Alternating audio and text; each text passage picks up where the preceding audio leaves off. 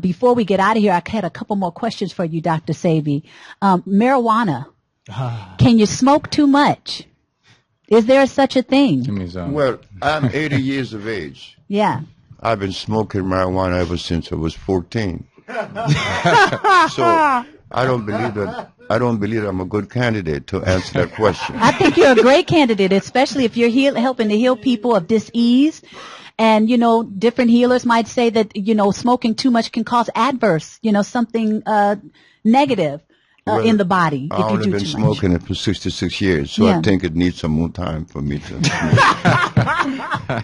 Okay, so there's that. But there's a book written in Ecuador. Yeah. Hierbas medicinales del Ecuador, medicinal herbs of Ecuador, and one of them is marijuana. And they had 4 pages of it, and I began to read because I speak Spanish. I understand Spanish. In fact, I learn a lot from them. Yeah. So, in this book, they show that marijuana cures 20 plus diseases, which I know is true. Nervous problems, like for instance, delirium tremens, Parkinson's disease, epilepsy. The man that was killed by us here in Los Angeles, that was blind, Mr. Fredericks, his daughter was suffering with epilepsy, 2 grand mal a day. I gave her 1 tablespoon of a tincture of marijuana. She didn't have another one. I make, right now, I had a man in the village, we have a healing village in Honduras. Mm-hmm. You could go online and see it, the Usha Healing Village in Honduras. A man went on with Parkinson's disease in a wheelchair. Well, we know that people have these prejudices against God. We do. We don't use what God made. We use what man made in the laboratory.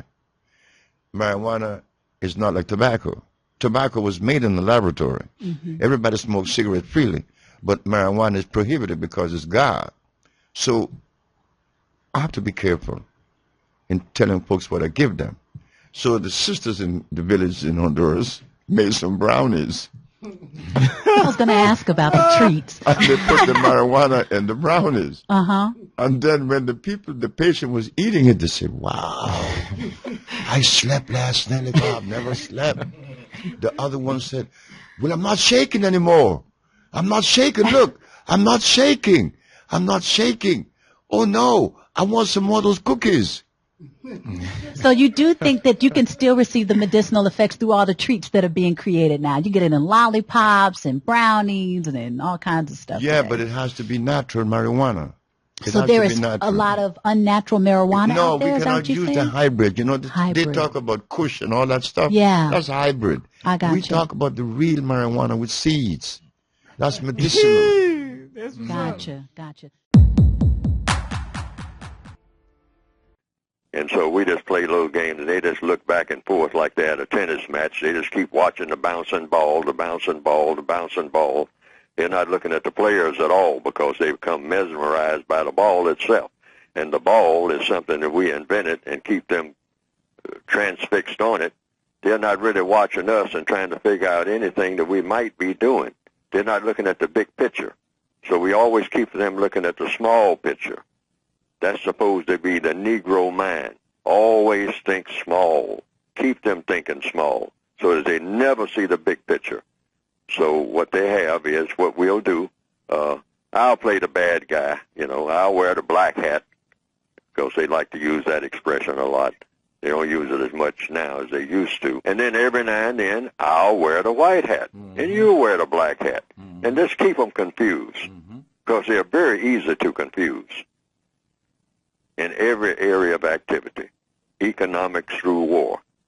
Well, keep them busy with trivial things. The way I capsulize it in the book is that black people have been trained, very carefully trained, to glorify silliness, so that we're silly about serious things and serious about silly things. See, they do just the reverse. And we are trained that way.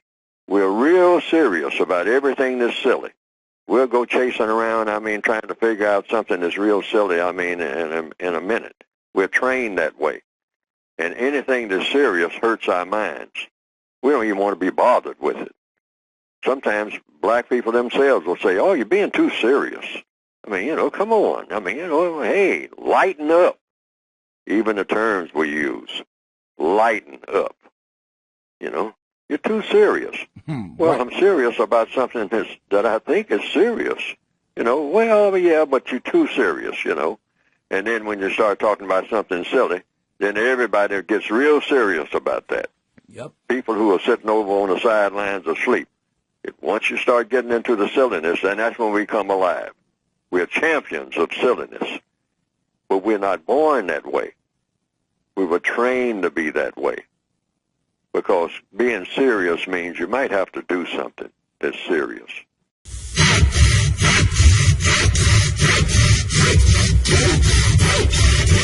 You're listening to your radio. Whoa. Cutting-edges on your stereo. Yeah. Mutabaruka leads the way. So just you let the station play. Yeah. Say your teachings got to hold on me. Yeah. Well, this is Kimani and you're listening to, Mutabaruka. IRFM, Cutting Edge. Whoa!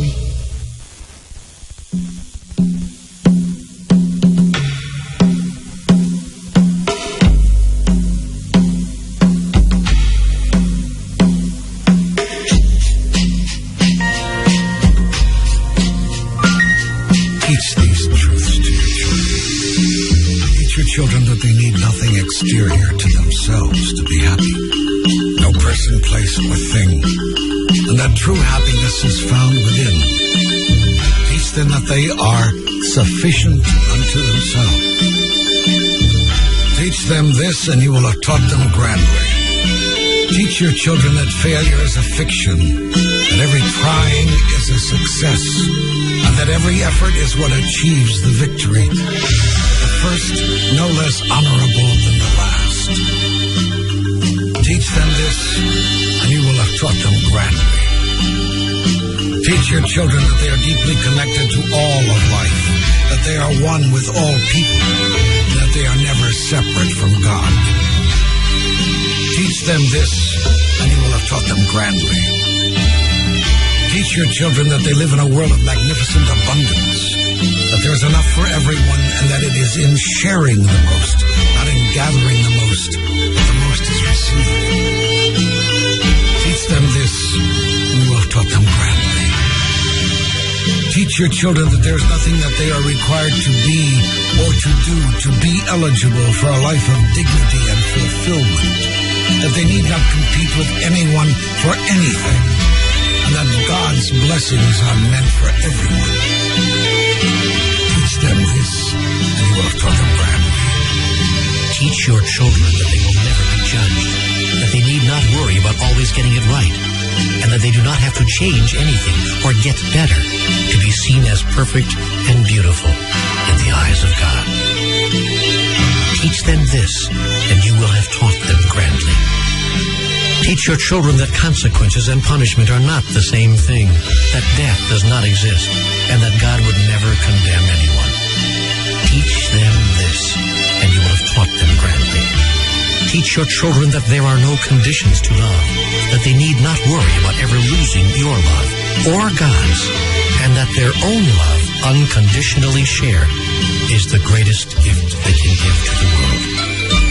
Teach them this, and you will have taught them grandly. Teach your children that being special does not mean being better, that claiming superiority over someone is not seeing them for who they really are, and that there is great healing in acknowledging mine is not a better way, mine is merely another way. Teach them this, and you will have taught them grandly. Teach your children that there is nothing they cannot do, that the illusion of ignorance can be eradicated from the earth, and that all anyone really needs is to be given back to themselves by being reminded of who they really are. Teach them this, and you will have taught them grandly. Teach these things not with your words, but with your actions, not with discussion, but with demonstration. For it is not what you do that your children will emulate, but how you are that they will become.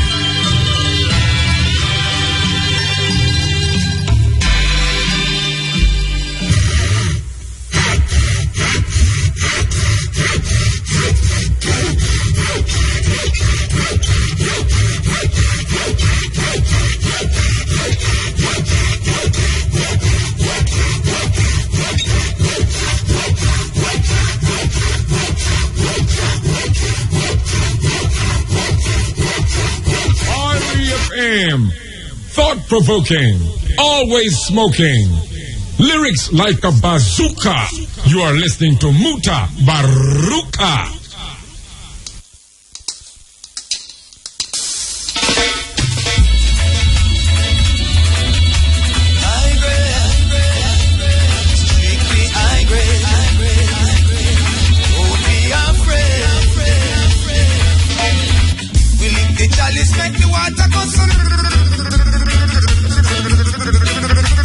Make bring us up, make kick us up.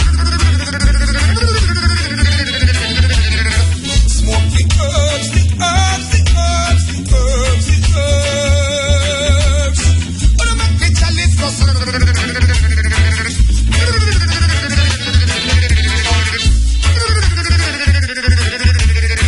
Give me the weedy, weedy, weedy. Cut off the cigarette like half of the DD.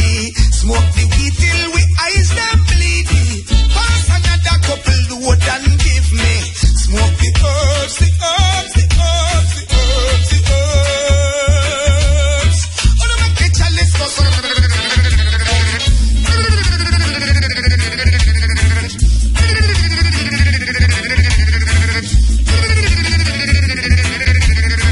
This come Poland, come from Central. Sensimina from Clarendon. The youths come them say come from Westmoreland. Smoke the sense, it help me sing a song. So smoke the herbs, the herbs, the herbs, the herbs, the herbs. Oh, make the chalice go.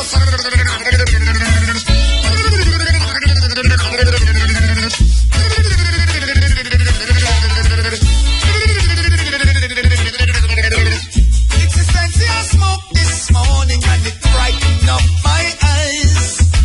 I know I love it so. It bring good vibes. Yes, it's essential smoke this morning and it brighten up my eyes. I know I love it so. It bring good vibes. So won't you help me bless this chalice? Won't you help me steam this stew? Can't you help me to boil this medicine? It's good for asthma and flu. Smoke the herbs, the herbs, the herbs, the herbs, the herbs. You see, I have to support our herbalists.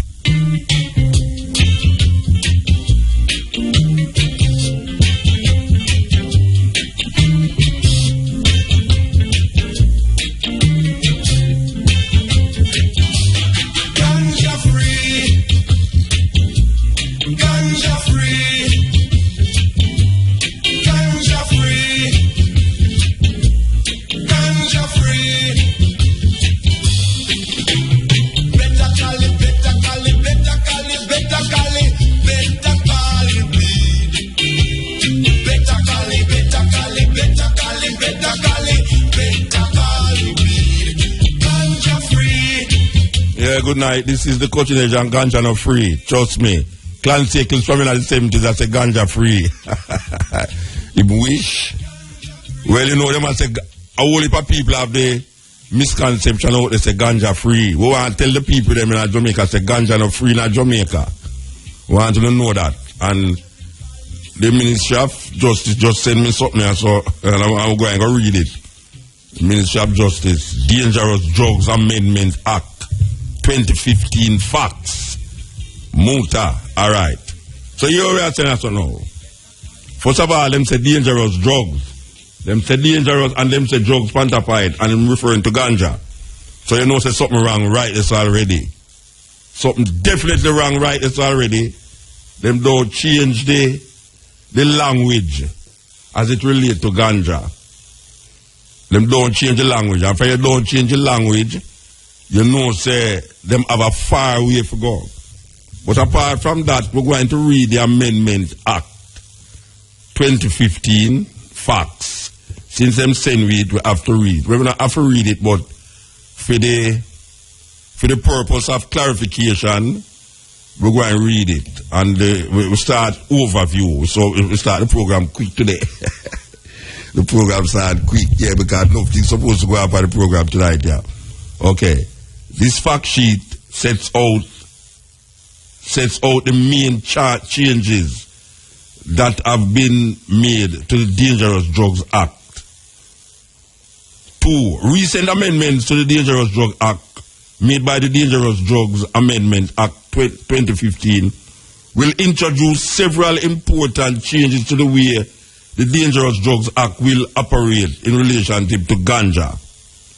3. When the Dangerous Drugs Amendment Act 2015 comes into effect, new provisions will be in place regarding the possession and smoking of ganja, use of ganja by persons of the Rastafari faith, and use of ganja for medical, therapeutic, and scientific purposes. Enough time on hear this already, you know, but we still have to repeat it because them know have it in a little fact sheet of what them saying. 4. The Dangerous Drugs Amendment Act 2015 came into operation on the 15th day of April, which is a month ago, right now, 2015. 5.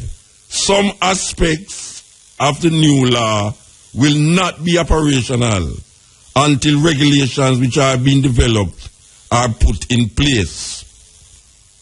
Possession of ganja.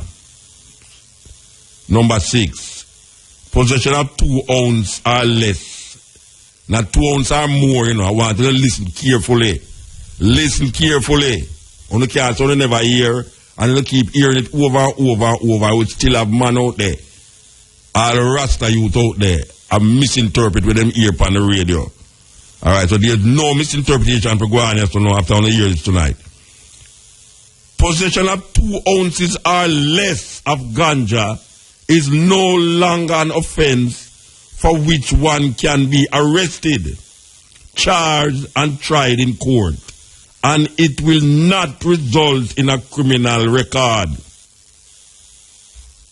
If you have 2 ounces of ganja or less, that means everybody have to start working with a little scale, including the police them.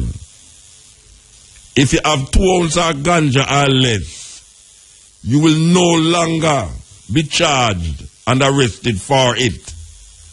However, this is the catch.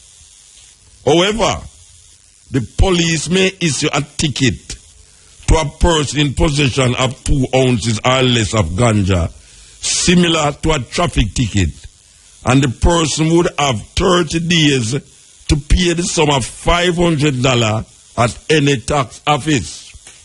Listen carefully. You hear this already, and you hear this already 100 times before you hear this. For April, and I hear this. You still have to hear it. However, the police may issue a ticket for a person in possession of 2 ounces or less of ganja, similar to a traffic ticket, and the person would have 30 days to pay the sum of $500 at any tax office. A person, listen to this, you know. Listen to this. Hear the man I think about ganja free a while ago? All right, listen to this part right now.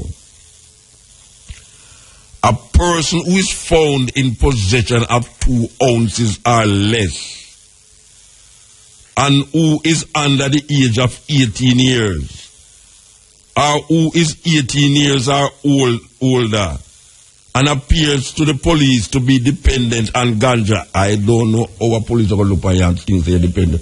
How a police are going to know if you're dependent on ganja or not by looking for you. I don't understand the part there, you know. Our police are going to look at you and know if you're dependent on ganja. Neil, as a little Christian youth about the place, yeah. Our police are going to know. Our police are going to know if you're dependent on ganja by looking for you. Because if you don't smoke ganja, you're going to look a certain way now. That it means that look that now means you're dependent on ganja. I don't understand it. Anyway, this is what them say. A person, and I suspect them I'm going to read it over and over, so I guess we might read it before the program done and we have to read it tomorrow again because we are help them. We are help the Ministry of Justice. Alright, we are help the Ministry of Justice. Since them saying we are help them. A person who is found in possession of 2 ounces or less and who is under the age of 18 years or who is 18 years or older and appears to the police to be dependent on ganja will also be referred to the National Council on Drug Abuse for counseling in addition to having to pay the same $500 ticket. If he's 18 or older and the police stop you and look by you and say, I'm dependent on ganja, we're going to make him go pay the $500. All right, here the big part right now. Here the big part right now, and I want to listen to this. You hear the man talk about ganja free, and they make a sad mistake and still say them people don't know what they do. Listen to this. It remains a criminal offense. You that think no more criminal offense now coming at this, but them put one in there, them itch it right in there. Listen to this. It remains a criminal offense to be in possession of over 2 ounces of ganja. And offenders will be arrested, charged, tried in court, and if found guilty, sentenced to be fined or imprisonment or both. The conviction would also be recorded on that person's criminal record. No. Ganja decriminalized. The L decriminalized. The L them make the people them feel so them decriminalize something. Listen to what them say.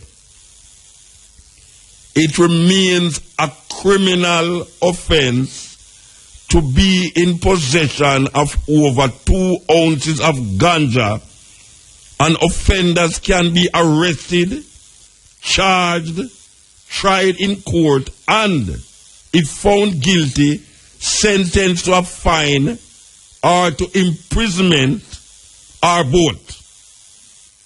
The conviction would also be recorded on that person's criminal record. Trap them and trap the people them. You know why? Because you see this thing here, I'm going to make them get more money now. And now them are going to collect money off of ganja. You know. Apart from them, I'm going to try set up certain therapeutic and medicinal thing.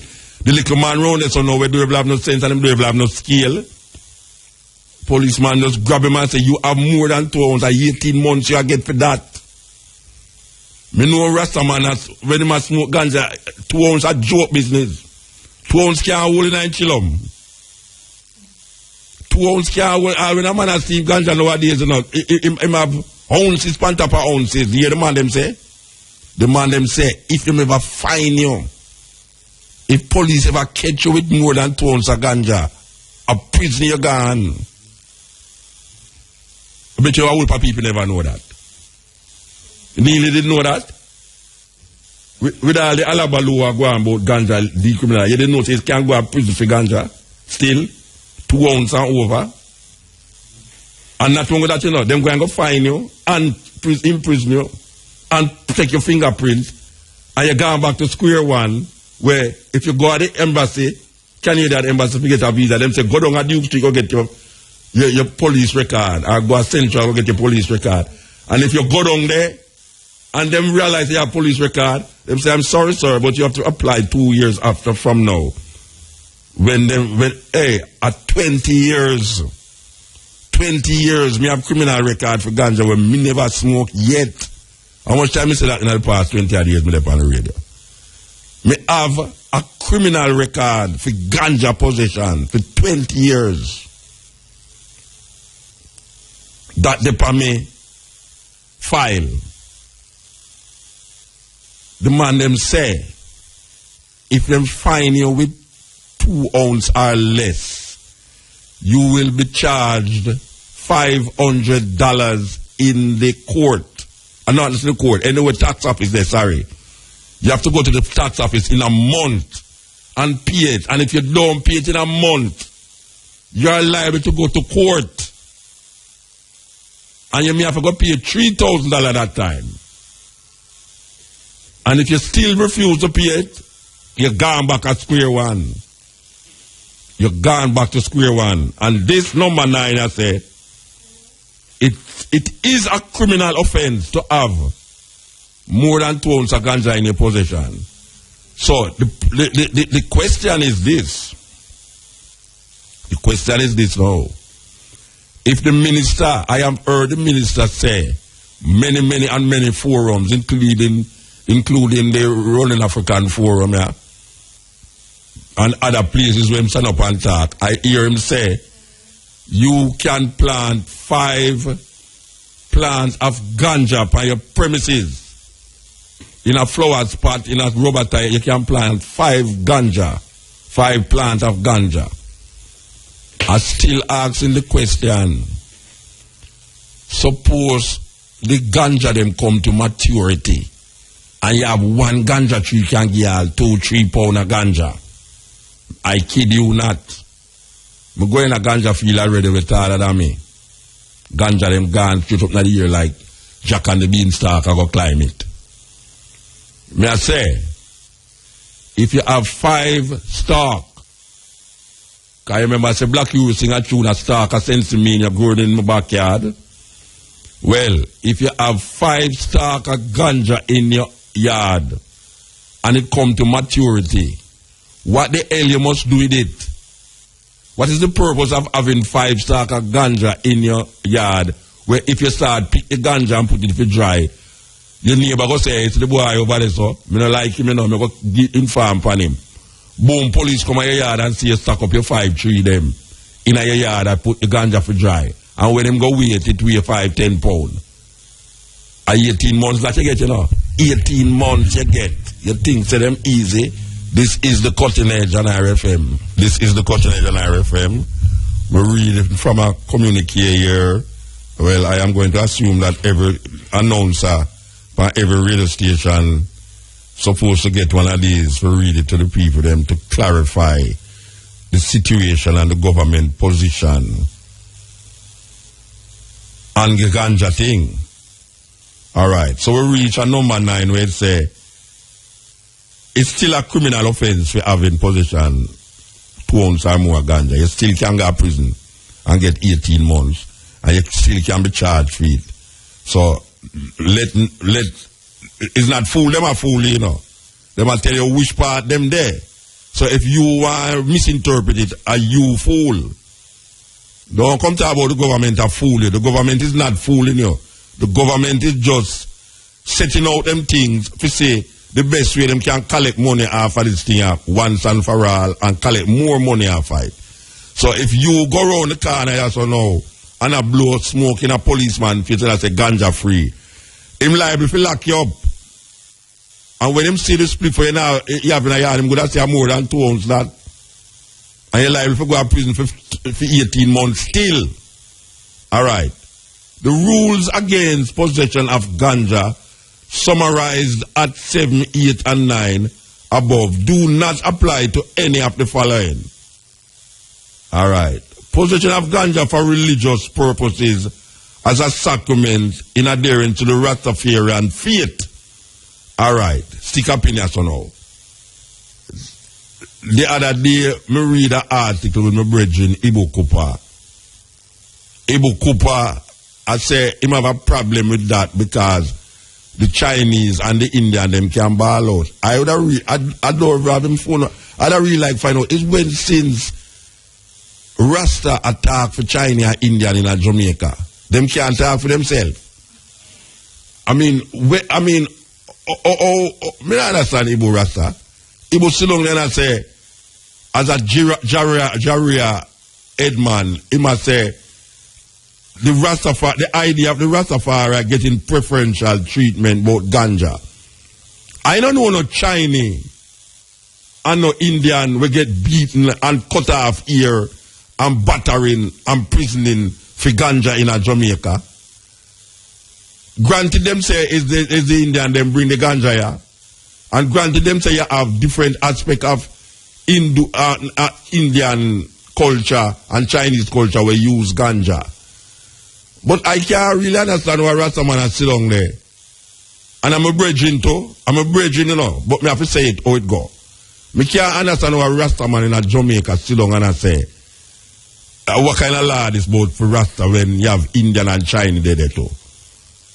So, people must understand, say, make the Indian and Chinese talk for themselves. Anybody will hear me and say this, you can tell Ibu Cooper, say, me say that. Make the Indian and the Chinese them talk for themselves. Them don't need Rastaman to talk for them. Because it's we, Ibu Cooper, we get mal for this, for ganja, or we get mal and butterfeet. We don't have no Chinaman or Indian going a prison for smoke ganja through religious belief. You understand? So, just make them talk for themselves, Rasta. We don't need to talk for Indian and Chinese in Jamaica. We don't need to do that. All right. Possession of ganja for medical or therapeutic purposes as recommended or prescribed by a registered medical doctor or other health practitioners or class of practitioners approved by the Ministry of Health. This is where the exemption in my deal with that one, you know. People who are exempt from the rules against possession are exemptions. Okay. Possession of ganja for purposes, you see, all them things are not relate to we, the people, you know. You know, see, we the people. This not relate to we, the people, you know, but here to go now. Possession of ganja for purposes of scientific research that is conducted by an accredited territory institution or is approved by a scientific research council. Possession of ganja pursuant to a license, authorization, or permit issued under the Dangerous Drug Act. So, all ganja man now line up for your license. All the man them who decides them want to plant ganja now line up for your license. Because if you do have a license and them come at your place and see ganja tree as far as your eye can see, it's prison you gone. You can't go make no little side deal with no foreigner. I repeat, you cannot make any foreign deal with any foreigner for export ganja without the authorization of the government of Jamaica that you are supposed to have a license. And I don't even know if you can export it neither. You have to go figure it now how you as a little small man are going to make it make ganja into a ganja. I don't know, want the ganja cake. I can't make ganja cake, you know. I used to sell ganja cake at some splash. I don't know if we can set up some ganja cake and export it. That would be a good idea. Ganja cake. And we make the best ganja cake, you know. I hope people don't know that, you know. Jamaican, the little man them, ganja pudding. Trust me. You have people when you have one of them pudding that them just sit down and easy like Sunday morning, man. They don't move. You don't move at all. Okay. Alright, so we reach the possession of ganja. We're talking about people who is exempt from these things now. Possession of ganja for religious purposes as a sacrament in adherence to the Rastafarian faith. Possession of ganja for medical or therapeutic purpose as recommended or prescribed by a registered medical doctor or other health practitioners or class of practitioners approved by the Minister of Health. Possession of ganja for purposes of scientific research that is conducted by an accredited territory territory institution or is approved by the Scientific Research Council. Possession of ganja pursuant to a license, authorization, or permit issued under the Dangerous Drug Act.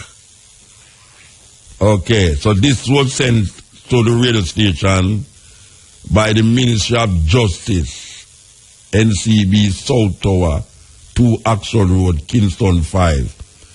If you want to contact them, telephone number is 906-4923 or 906-4931. So, you can't say you never hear again. It's not the first, not the second, not the third, not the fourth, not the fifth.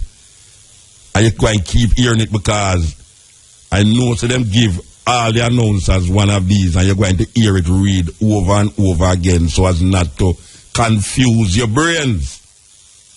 Ganja is illegal in Jamaica. Don't make nobody fool you. Because them going to say ignorance of the law don't justify you to break the law. That is what I'm going to tell you now. Ignorance of the law don't justify you to break the law. So you can't say you never know. If them catch you with 2 ounces and less of ganja in Jamaica, you're going to pay $500 at any tax office.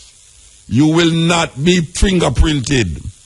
And you don't have to bribe no policeman if you have 2 ounces of ganja or less. And you have to go carry a little weight, you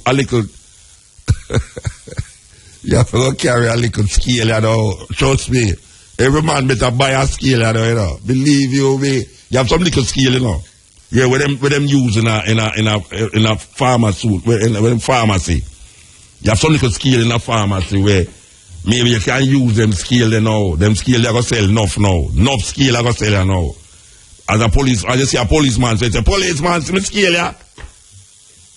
2 ounces or less. $500. That's the way you would think.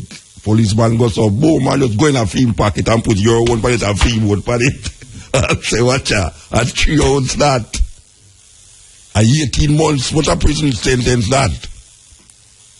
18 months, what a prison sentence that? And we hear the minister tell police to be lenient and all them things. The police, lenient in Jamaica, catch you with 3 ounces of ganja, 10 ounces of ganja, or a pound of ganja, lenient. You better leg of film one.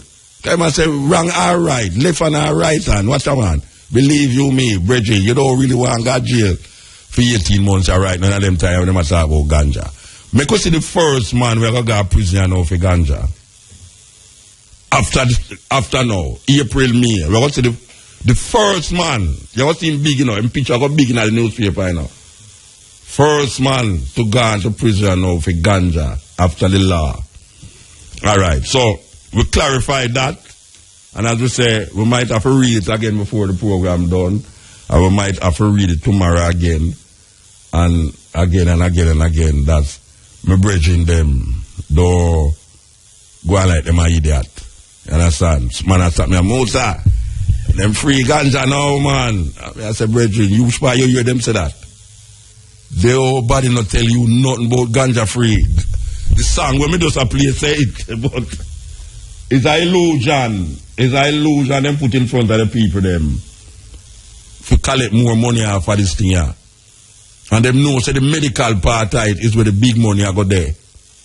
The medical part is where the big money there, you know. So them don't set up for them big guys in the university and in the government to set up a program where them can facilitate the medicinal part of it. And them not have to contact no farmer to do that, you know. Because you see them a plant ganja up a university. And them have them little guys them already where them done set up. Pretty alright. When it come on stream, you can supply with the ganja. It have to grow under certain conditions. Even though them say the ganja where they are original the best ganja in the world. But if it's not under certain conditions, you know, say, it's a go terrible. And you can't come tell them nothing. You can't go tell them, say, boy, you want to say, Mick Jagger pass, it's a ganja, you know, so it pass. Him say, Mick Jagger old man, you know, so they have to pump out the whole line blood all the time and put in new blood. You know why you not about Mick Jagger, or Harrison Ford, or any of them man that will come on the grill, you understand? Them want to control it. Control it. That is why you can still go to prison. Because the big guy never go to prison. You know, see? And you have to go run, go get your license quick. Get your license quick, you know, because we have all our brethren in the studio where come down, you have to see how he can work out certain things. Yeah, we just meet him named Jason from California. We're going to talk to him soon about this whole ganja rising situation, yeah. Where's the click it there, sir? Well, click it, make it work. Yeah. All right, we have some little fun in the studio. We guess them at the house. All right, now. The brethren make sure send give me this card. I tell them some seat already. You know, one's having medical marijuana identification card. This is from the state of Colorado, and it is a patient, and it have an expiration date. It come like a license, and it have a seal on it. All right, the brethren named Jason. Night, sir. Good night. How are you doing? Well, me I do good. How you do? I can't complain. It's great to be in Jamaica. Oh, is the first you come from Jamaica? First time, yes. First time you come from Jamaica? First time, Well, yeah. you travel around the place. We've been to Ethiopia twice, and now it was just the right time to come to Jamaica. All right. You're born in California? Yes. You're born in California? Yeah, and that's a California state card there, not Colorado. Yeah, I see it. State of California. Colorado, me to say? Colorado, they have a different program. Every state has no, me not if a Colorado me did say. Or a California. Yeah. A Colorado me did say? Yeah. All right, sorry about that. No worries. All right. So, you have to tell me from the beginning now, how you come to have this card and on a later level come to really now producing ganja in a California. Tell the people them from the beginning. From the beginning, I was born with cerebral palsy, and cerebral palsy is a disease that is in the brain that affects the muscles that you only can be born with at birth. And so I was born with cerebral palsy. When I was first born, the doctor said that I would never live, and if I did live, the whole right side of my body would be paralyzed and that I would never walk. Later in life, I started smoking cannabis, and I wasn't really sure how it was helping me, but I knew that it was helping me. When's the later in life? Like what time? What time? Like teenager or what time? Yeah, teenagers. Yeah. Okay. Around my teenage years, I started smoking cannabis, and I knew that it was helping me in ways, but I couldn't put a finger on it because there wasn't enough medical information out there about of how it really did work. There was only just the propaganda and the reefer madness type of concept floating around in the media. As when medical marijuana passed in 1996, I knew I was 18 then, and that was the first year I got to vote, and I knew that when I voted for medical marijuana that it was going to be a big thing, and I knew it was going to pass. A few years later after that, I opened up a dispensary in San Francisco in 2001. And a few years later, the city of West Hollywood reached out to the Board of Supervisors in San Francisco and asked me to come down to West Hollywood and open up a dispensary there as well. All right, sick opinion. We're talking about your journey with the ganja and the sickness that you say you have, right? Mm-hmm. So we want to find out now, at what point you realize that this thing is helping, and then how you move forward now and keep on doing it, that now you can walk. Even though you walk with a limp, but you're walking. I've always been able to walk, but with using the cannabis, it unloosens my muscles. Also, too, 5 days before my 21st birthday, I was extremely sick. So sick that I couldn't smoke at all because it hurt my throat too much to smoke. I woke up the following day in a hospital bed because I had a grand mal seizure in my sleep that they said that was caused from cerebral palsy. At that point, the doctors put me on some very debilitating pharmaceutical medications. The doctors even came in and told me, the first thing that they told me, I'm tied down to the hospital bed on life support, and the first thing they come in and tell me is that I tested positive for dope in my system and that I would never get my driver's license back until I could produce a clean P test. So in all of your sickness, them still tell you, say, one way the law now go do for you and all everything, instead of try to tell you about the survival of yourself. Yeah, so when the doctors told me this, I knew that was never going to happen as far as me being able to produce a clean P test, because I knew, and especially after having a seizure on a day that I didn't smoke, it just automatically clicked in my head that I had a feeling that had something to do with why I had a seizure.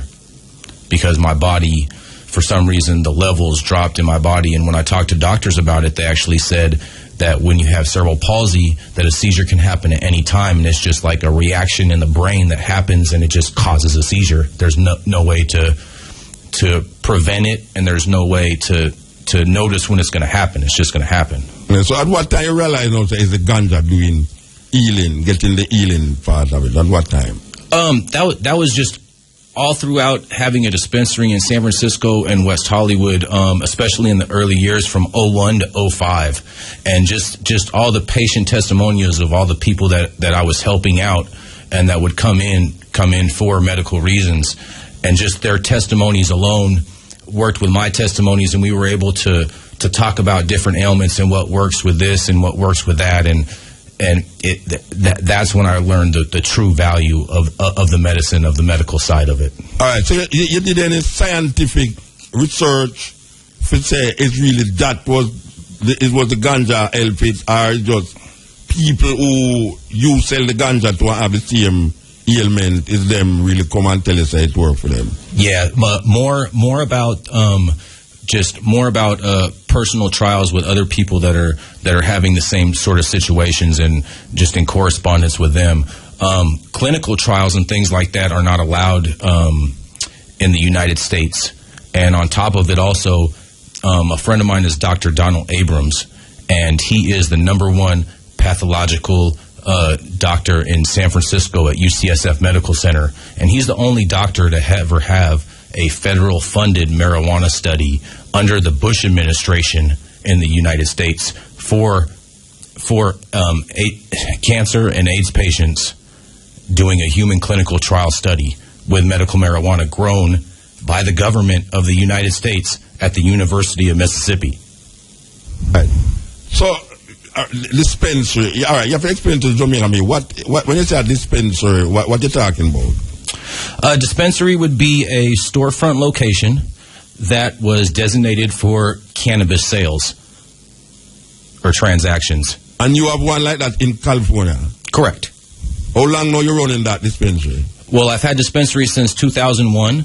I started in the beginning in San Francisco. I had that location from 01 to 09, and then the city of West Hollywood asked me to come down in 2004, and we've been there ever since. And now our location in West Hollywood is the oldest dispensary south of San Francisco in the state that's still in operation. All right, so explain how that work now in terms of you selling, you getting the product, you selling the product, and the people them buying it, and how the government get work off of that. How it basically works now is you get a recommendation from a doctor. It's not a prescription, it's a recommendation. In Proposition 215, it only calls for a written recommendation or an oral recommendation. Now, how you prove an oral recommendation is a whole nother ballgame.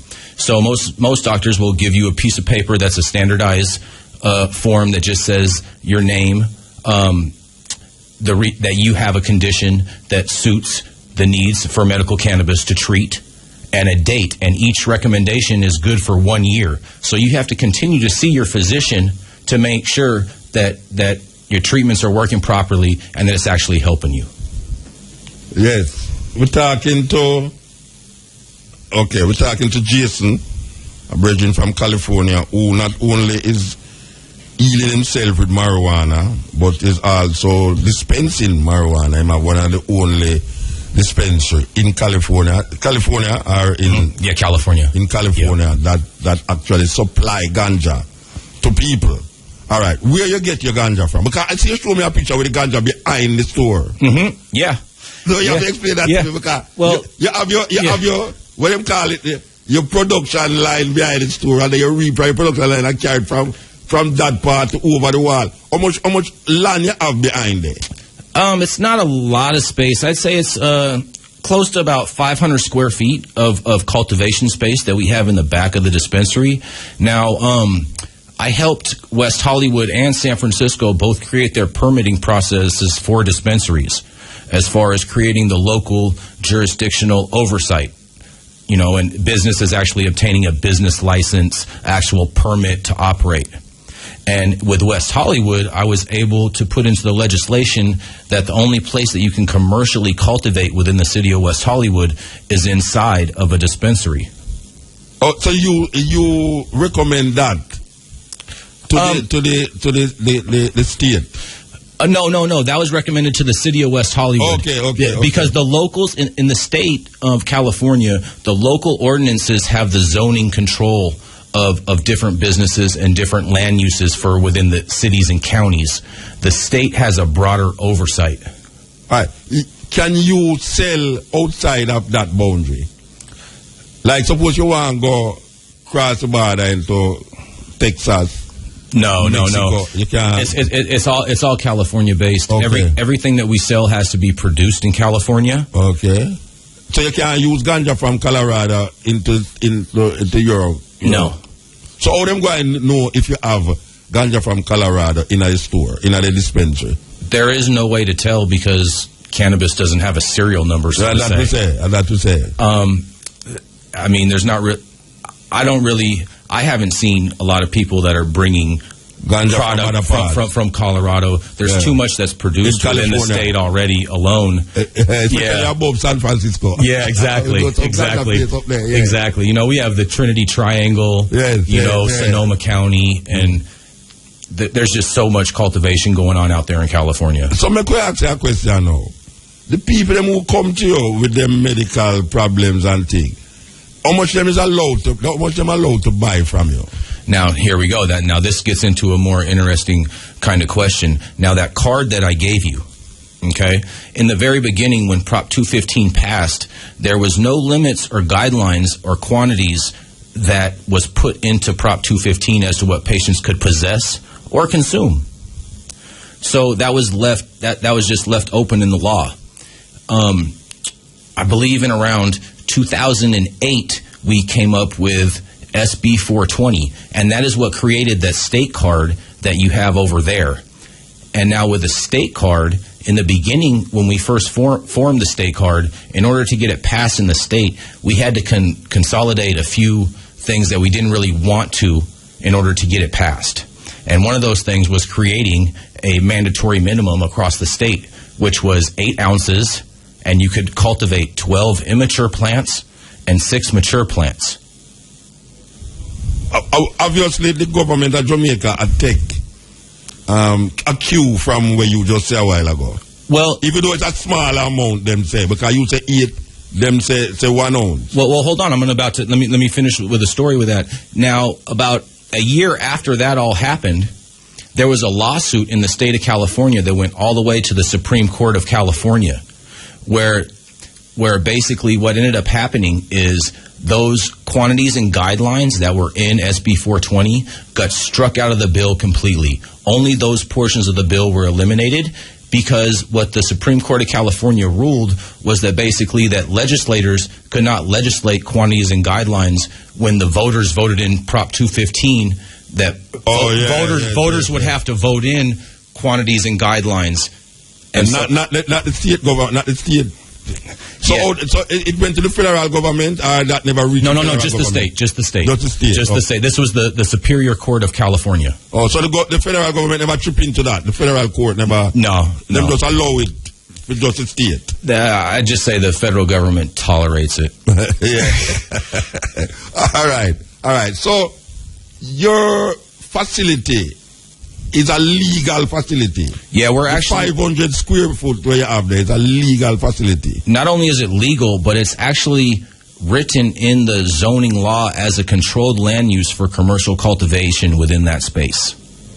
Then now, from there, you take it to the shop, to the dispensary. That's in the shop. No, but I see you have a wall there. It's all the same. It's all the same property, though. It's all the same compound. It's all the same compound. Yeah. All right. So you have workers who is looking about it over there, well set up, because you have whole heap of things like basically how I see them do it in America. You know, you have water spewing crowds or lighting. Oh yeah. So we control the temperature and all these things, and then now you take it now and carry it into the store. And you have the different grades. All that work. You have different grades. Yeah. And just one grade you have. Oh no. We carry close to 60 different varieties, all ranging. Wait. You have 60 different varieties of ganja in your store. Over 60. But the one you show me there, it don't even look like ganja to me. Believe you me. That's one of the prized possessions in there. Why you say you just look for the one and heal you? You know, but I smoke it. Oh, I mean, it is that pretty. It is that pretty. No, it look different. It look different. And I be like, I have never seen one looking like that. You know, so well, that's indoor, and most of all the medical marijuana that I've seen out here is all outdoor. Yes, and so they don't have the big production facilities out here or the infrastructure out here to be cultivating indoors. Yeah. All right. So people come and they buy it from you, and in a day, yes, you open every day, I assume. Yeah. For Sundays too. 365.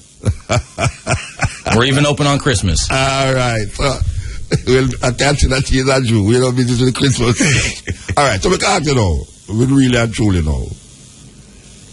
I don't want to get into your private business. But I like knowing, for the purpose of the conversation and for the purpose of people who are listening out there, we have intentions. Like, government man, you have up a government say, turn on your radio, you don't talk about ganja for instance, and I have a foreigner up on the radio. In a 1 year, in an estimated value of ganja where you pass through your store to the consumer, in a 1 year, how much, give me just a rough, like the turnover in your dispensary. That's a rough number to kind of gauge. What I can tell you is that we see close from anywhere from 100 to 200 patients who are qualified by the state of California to use medical cannabis a day. 200, and them use it every day. We see 200 people a day. That's not all the same people every day. That's funny. All right. So you have 200 today and the next 100 tomorrow, not the same that come yesterday, right? There might be 10 to 20 that are the same, but, So people come from all across the border just to come to your store? No. They can't come across the border. They all have to be California residents. Or they have to have the card. They have to have this card. Or a recommendation. From their doctor. Yeah. Yep. All right. So we'll go back to it now. Like, a rough estimate. I mean, if you don't want to say it, not say it still enough, but just... you pay taxes. Yeah. Then you don't have to worry about if it's so yourself. I mean, I just want to give you a correct answer. Yeah. All right. Let me get time for think on it. You want time for think on it? What's that? You want some time for think on it? Yeah. Let me do some calculations. All right. So this is the cutting edge. That's how I was stepping right over cutting edge. Cutting edge with the pan. All right. I'm going to play this. Here comes the thing called Ganja fi bun, yeah. We not jam one, yeah. Here comes the thing called Peas in the can, yeah. Do you know where I'm from, yeah? Babylon, go burn down me herbs and I tell me say we plant cassava, yeah. Them get farming nerves, now me see the world. You are listening to Mutabaruka. And I tell me say me plant cassava, yes. Now them fly like a bird, and me see the whole of them a run like cassava, boy. Yeah, listen to Cutting Edge. You know the reason why the matter of plant cassava is that them going to use cassava in the beer them. Yes. So they were, at the time when them talking about planting the cassava, it was about facilitating the transition from, I think, barley to cassava in the BRM. So they wanted these acres of land, and them was really suggesting to the people them plant more cassava because there's a market now for cassava. But guess what now? The ganja come wipe out the cassava till they totally know. Nobody now want to plant cassava again. They want a license. They want a license to plant ganja. You know one. After you don't hear that brother you're talking, I know you're going to want a license. You know it. All right. So, yeah, so depend the estimate of, like, turnover. I'd say in fair year. I'd say the average patient when they purchases an eighth, and so if you use that as an average, you know, we get approximately 125 eighths out of 1 pound, and so I think it's realistically feasible to say that we could go through 1 pound to 2 pounds in 1 day. And that's only flowers. That's not edibles. That's not concentrates. So you use that's not tinctures. That's not tinctures. That's not pills. That's not topicals. That's only flowers. So like a pound is like, what you estimate a pound costs? That depends on who's buying it. All right. If they Abba did I buy it? Abba.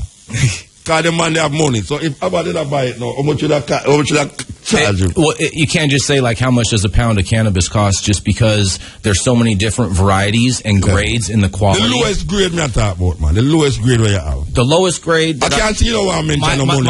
You know why I mention the money, don't you? You know why I mention the money. My lowest grade would probably be close to around $500 a pound. Yeah, $500 say £2, $1,000 a day, and up to $3,000 to $3,200 a pound. And that is the one we sell most. And that's the cost, yeah. That's the wholesale cost. Yeah, the wholesale. Wholesale cost, yeah. All right, so we could say $2,000 a pound. $2,000. That's some average. £2 a day, $4,000, 4 7 28. 28 times 56. You're gone far. Trust me. So when the government hear that, you know, it's going to make them more want to deal with it now, you know, because you, as a single man, we hear what you say, based upon where your experience is, that this is what you do per day. Yes, this is what I've done for a number of years. How much years now you're into the business, eh? Well, 2001, and what are we in now? 2015, so 14 years. Yeah, 14 years. And then you got to realize too is that from 2004 to 2009, those 5 years, I was operating 2 stores simultaneously within the state. That's approximately 400 miles from each other. You're serious? Yeah. So you're a big man in this thing in California. You're a big man. All right. The big question now. What is your purpose to come to Jamaica? One of the main things that I want to do out here is try to help the people, and I want to set up a good system and help the government to create a good system that works for the people here in Jamaica, as well as for the people that are putting energy into the project, into the infrastructure, into making this all work for the people here in Jamaica. I want to try to work with people to work with the local farmers here in collaboration with them, as well as, you know, we're in West Hollywood. When I first came to West Hollywood in San Francisco, the first things when I met with city officials and things like that is we want to provide community services, and we want to help the community that we're coming into. We're not just here just to do this and do that, but we want to be a part of the community and embrace the community, and that to me is what a lot of it is about. So your advice in terms of setting up what your discipline of maintaining a store, maintaining the dispensary and thing, you're trying now to bring that experience to Jamaica. I would love to do that. Based upon what you say happening, the future of this thing is happening. Yeah, I'd like to help them with their framework as far as creating the drafting of the legislation for how the system would work here. I don't know if you was listening to me reading this thing. I was listening to a little bit of it. All right. I don't want to read over about the whole life, but you know, in Jamaica, they said they decriminalized it. I think it's in like April. Well, let's just. So, right now you can have 2 ounces. No, which is legal. No, correct? no, it's not legal. Okay.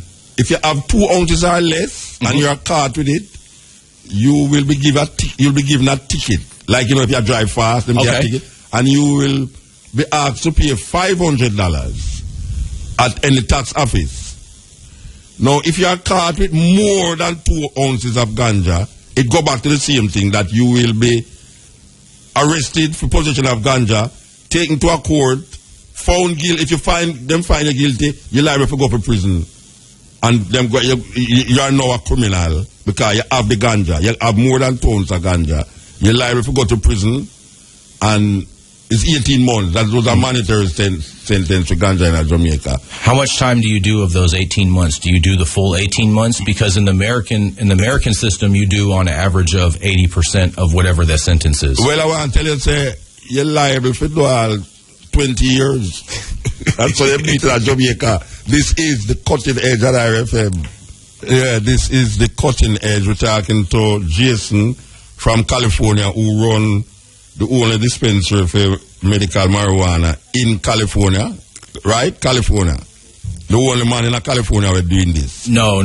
There's a lot of dispensaries. Oh, there's a lot of, yeah. Like almost dispensaries, so.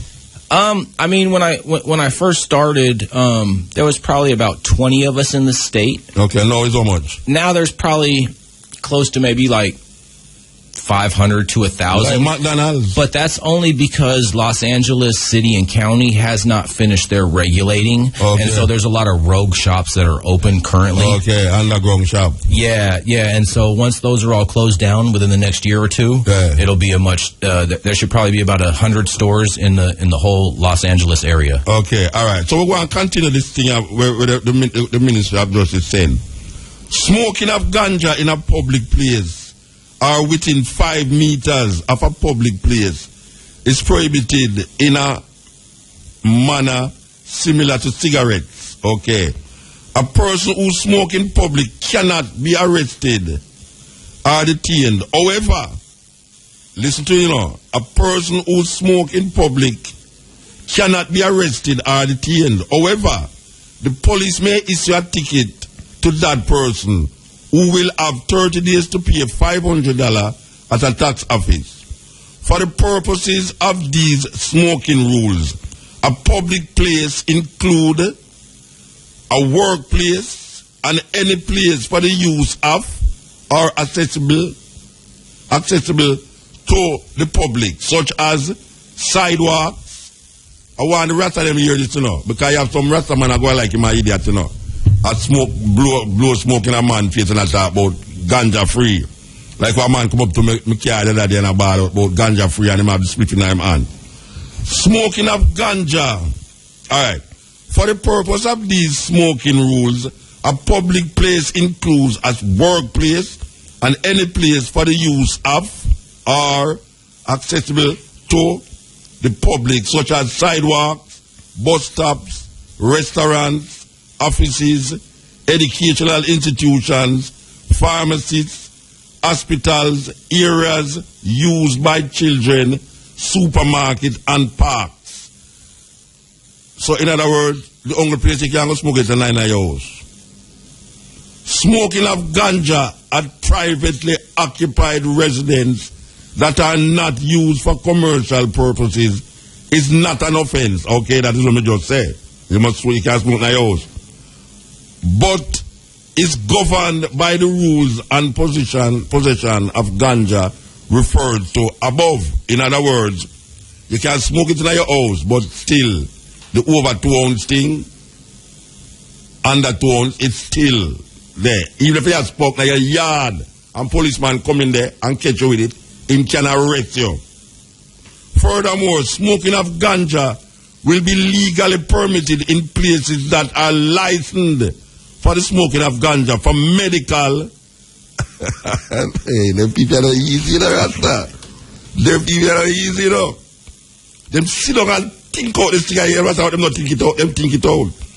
Furthermore, smoking of ganja will be legally permitted in places that are licensed for the smoking of ganja for medical or therapeutic purposes. Adhering to the Rastafari faith will also be permitted to smoke ganja for sacramental purposes in location registered as places of Rastafarian worship. In other words, I know being yago cock. I know you're going to man a bingy. Oh gosh, man, red, gold, and green, tampan body like worries. All right. It is an offense to fail to pay a ticket. See the next part I know, you know. Listen to this, you know. Ono can't, so you never hear, you know. Ono can't, so you never hear. It is an offense to fail to pay a ticket that has been issued for smoking ganja in public or for possession of 2 ounces or less of ganja. The offender will be required to attend the petty session course and may be ordered to attend the petty session course and may be ordered to do community service, or in the rare case where community service cannot be arranged, pay a fine of $2,000. A conviction for failing to pay a ticket will also be recorded on the offender's criminal record. If you don't pay the ticket, you're going right back to the original thing. You're going to become a criminal. Importation of ganja for terminal or serious chronic illnesses. A person who is suffering from cancer or any other terminal or serious chronic illness may import medicine or a therapeutic product derived from or containing ganja. In order to do so, a registered medical practitioner must certify that the person is suffering from the illness and must recommend the person use of the medicine or therapeutic product. The importation of the medicine or therapeutic product must comply with regulations which are to be made. I don't know why they would want to import that when Jamaican upper university are going to make it. In furtherance of scientific research, an accredited territory, how you pronounce that word again? Come, how you pronounce it? Tertiary. Tertiary. Oh, you see it? Hey, all my wives, she don't listen to it. I beg, she me, you know. Can't be called it wrong. About 50 times we call it. She must say that. She must say that tear up all of my clothes. But yeah, I know. You me can't.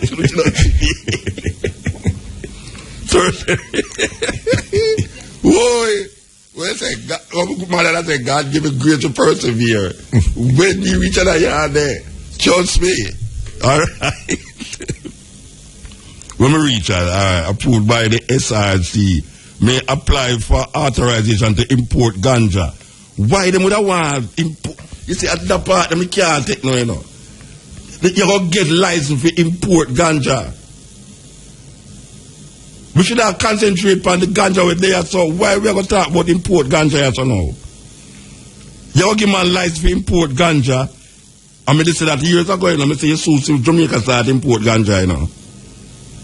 All right, the authorization to import ganja, including any part of the plant from any jurisdiction where the export of it to Jamaica is lawful. The importation of ganja for research purposes must comply with regulations which are to be made. An authorization to import ganja for research purposes also protects any third party who is engaged by the scientific institution or body for these purposes. Cultivation of ganja by householders. Each householder is allowed to legally grow no more than 5 ganja plants on his premises. If there is more than one household on any premises, each household may grow 5 ganja plants. An accredited institution or other body approved by the SRC may apply for the authorization to cultivate ganja in furtherance of scientific research or lands approved for that cultivation. An authorization to cultivate ganja for research purposes also protects any third party who is engaged by the scientific institution or body for this purpose. Ganja which is cultivated, processed, used, and otherwise handled in accordance with the type of authorization is not subject to the rules against ganja under the Dangerous Drug Act. Cultivation for Rastafari sacramental purposes. Person 18 years or older who are adherents to the Rastafari faith or Rastafari organization may apply for authorization to cultivate ganja for the religious purposes as a sacrament in adherence to the Rastafari faith. Ganja that is cultivated under such authorization may not be smoked in public places other than at a location registered as places of Rastafari worship, or sold or otherwise dealt with commercially or exported from Jamaica, but is otherwise not subject to the rules against ganja under the Dangerous Drug Act. And then let them say events to celebrate, observe the Rastafari faith. Persons who are adherent to the Rastafari faith or Rastafari organization may apply for an event promotion or sponsored by them to be declared an exempt event. In order to apply, the event must be primarily for the purpose of the celebration or observation of the Rastafari faith. So I don't know, Tony Rebel go work that out, you know. Tony Rebel go work out something, so no, you know, because it is not a celebration for Rastafari, but then again, it's a celebration for Rastafari because the music in itself and most of the performers them give credence to the Rastafari faith. So all of that them have to go work out again. Well, wouldn't it be a celebration just in the fact that it's able to happen under the Rastafari guidelines as a liberation? Yeah, well, that them I say, but you see, you have certain, like reggae concert now. Mm-hmm. Most of the concert them where, like, as me just mentioned, Rebel Salute is a Rasta man a keep it, but it's not a Rasta celebration. But then you could have argued say it's a Rasta celebration because it's a celebrate the music that is portrayed by the Rastafari community. So I don't know how them go logistically work out that. I guess them will work it out still.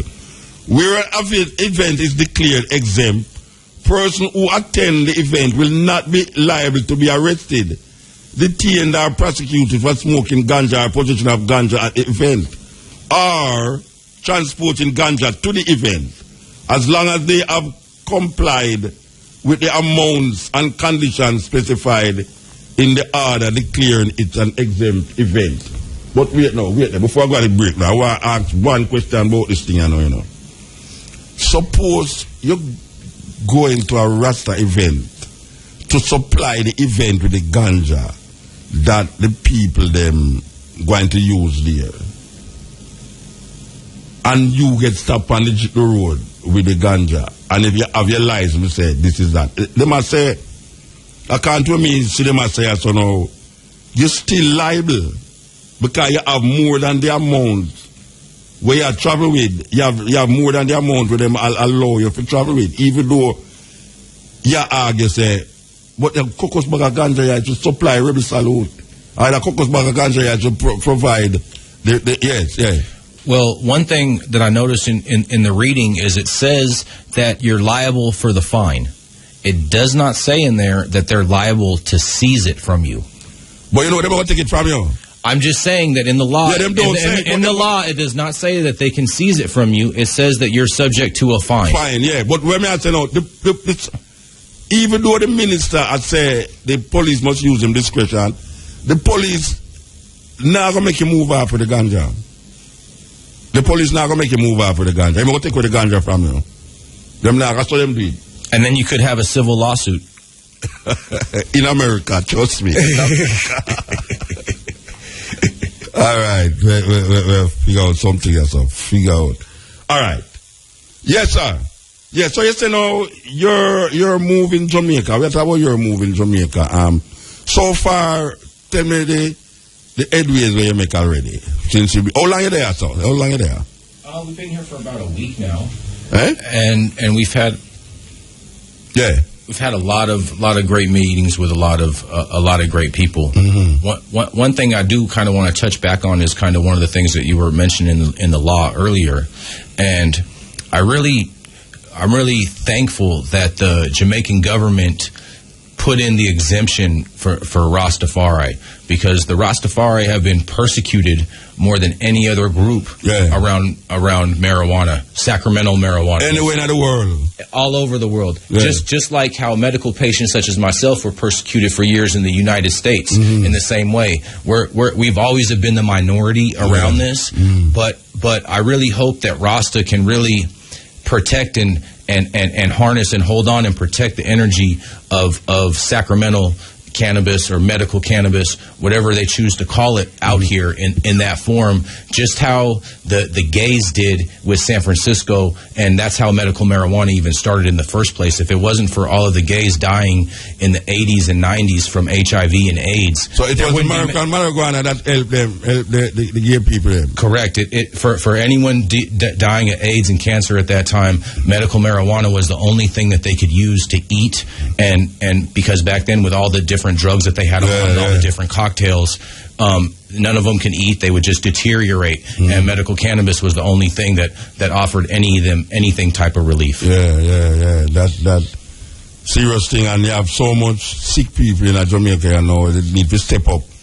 That's why I say, the importation of things kind of worry me when I hear them talk about importation, because I know how it's still when we start do certain things, you go and hear say, the one where we have here, so it's not it's not standardized enough, and so now them going to import the foreign one them, so you can make some money off of Jamaica. So well, even you have to realize too is that with importation, the opposite of importation would be exportation. Yeah, but then not allow you to export it if you sign on to a certain country. The bottom line is that it's not there yet. But Jamaica is the first country and first jurisdictional body to even acknowledge the term export or import. And just for that is truly amazing. Just for them to be able to say that a patient like myself can fly in with my medical cannabis from my home area because I'm a patient and I can fly here with it, and I can still use my same meds that I would still use at home when I'm here. That to me is a miracle and a blessing, and that has never been done before in any jurisdictional body. When I look on the importation of it, I don't deal with that on that scale, and I deal with medically in order to supply the market here.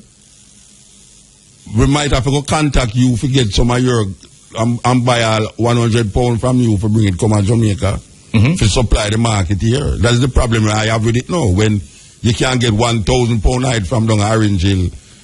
Man of start tell you say the one on Orange Hill not suitable enough for the medical association to do them experiments. So they're going to bring some from foreign to come deal with it.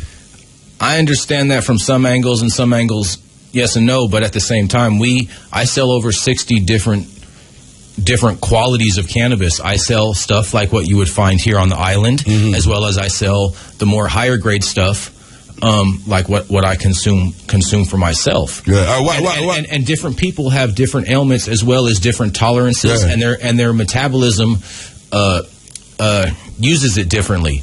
And so you have to have all of these different grades for all these different types of people. And not everyone is going to want the Jamaican flowers, but not everyone is going to want the stuff that's imported either. Yeah, well, what I think your job should be now is to show how we get the different types in a Jamaica planted. Oh, I would love to help out with that. I would love you to do that. I would love to do that. As an experienced grower, I think that is, I know they have some like organization. Maybe down Westmoreland with IRV and Cuba organization. Maybe that is the road now where you could have take in terms of how do we plant how much grade you say I have 68, how much? Over 60. Over 60 grade of ganja to make it viable in terms of the medical way to do it.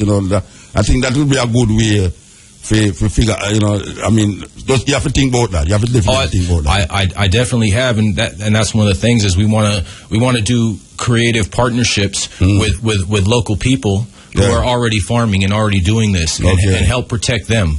Help protect them and help stimulate their economy, but also at the same time, too, help them with the farming at the same time and teach them different techniques that can make their product better. So when I hear you say that, now, it means that you're going to come here, come spend some time. Yeah. I mean, I was here for 6 days, and I'm going to be here for probably another 6. I was supposed to leave today, but I'm still here to come talk to you tonight. Yeah, definitely. Yes, that is very important. Yeah, that's one of the reasons I changed my flight is I have to come and see you and come and talk to the people of Jamaica because they've been so hospitable to me at my time here. So when you're planning to come forward? That's a decision only the government can decide. You mean Jamaica government? Correct. Okay. But I'm here and I'm available. Of course, definitely. We're going to make sure you are used, well used. Yes, please use me. We are going to use you. Yes. Have a zero. We're going to use him, you know. If just say that smile, but if don't know where we say use, you know. Okay. So, you're there at the right hands. You then had the right hands, and I say you was in Negril today. You meet IRV and thing. Yeah, last night. You meet IRV and sit down with him and read with him and. Yeah, I actually met IRV for the first time in Colorado on 420. Oh, with the High Times people there. With the High Times people, where he announced that the High Times Cannabis Cup will be held here in November. In Jamaica. Man, a big thing that's going to be humongous, and I'm really looking forward to that. That is going to be a big thing. It's going to be one of the biggest economic booms for Jamaica. You know, one of the because all the ganja people from all over the world where I come. All over the world. Yeah, all over the world. Not just America. No, I know all over the world. Europe, man. from Spain, China, Japan, everywhere. Yeah, that's going to be something else. If there's people in the world, they're congregating here for that event. Yes, and this is November. We want the people to know that. Look out for that. November going to be a congregation. Yeah. It's an evangelistic ganja session, trust me. Well, I mean, really and truly, that is going to be humongous. It's going to be a true Rastafarian experience. Yes. So you will be here for that too. You have I definitely will be here for that. Set up and everything, and I hope the government don't do nothing to upset this thing either. The African tell look. I'm hoping you're going to broadcast live from it. You mean?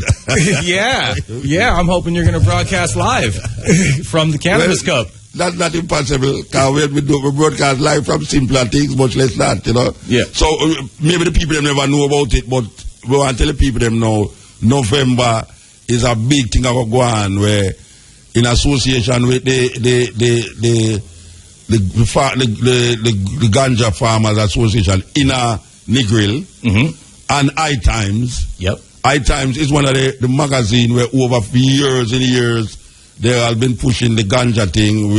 You know, I do a show for them already. Over 40 years they've been in operation. Yeah, I do a show for them already, you know. Yeah, I perform for them in a New York already when them do some ganja thing and them say, boy, Musa, you don't smoke ganja anymore. We see you as a key man in this thing. So why you come to the concert and we went to do it, you know. So nice. This High Times magazine is well known all over the world, in every corner of the world.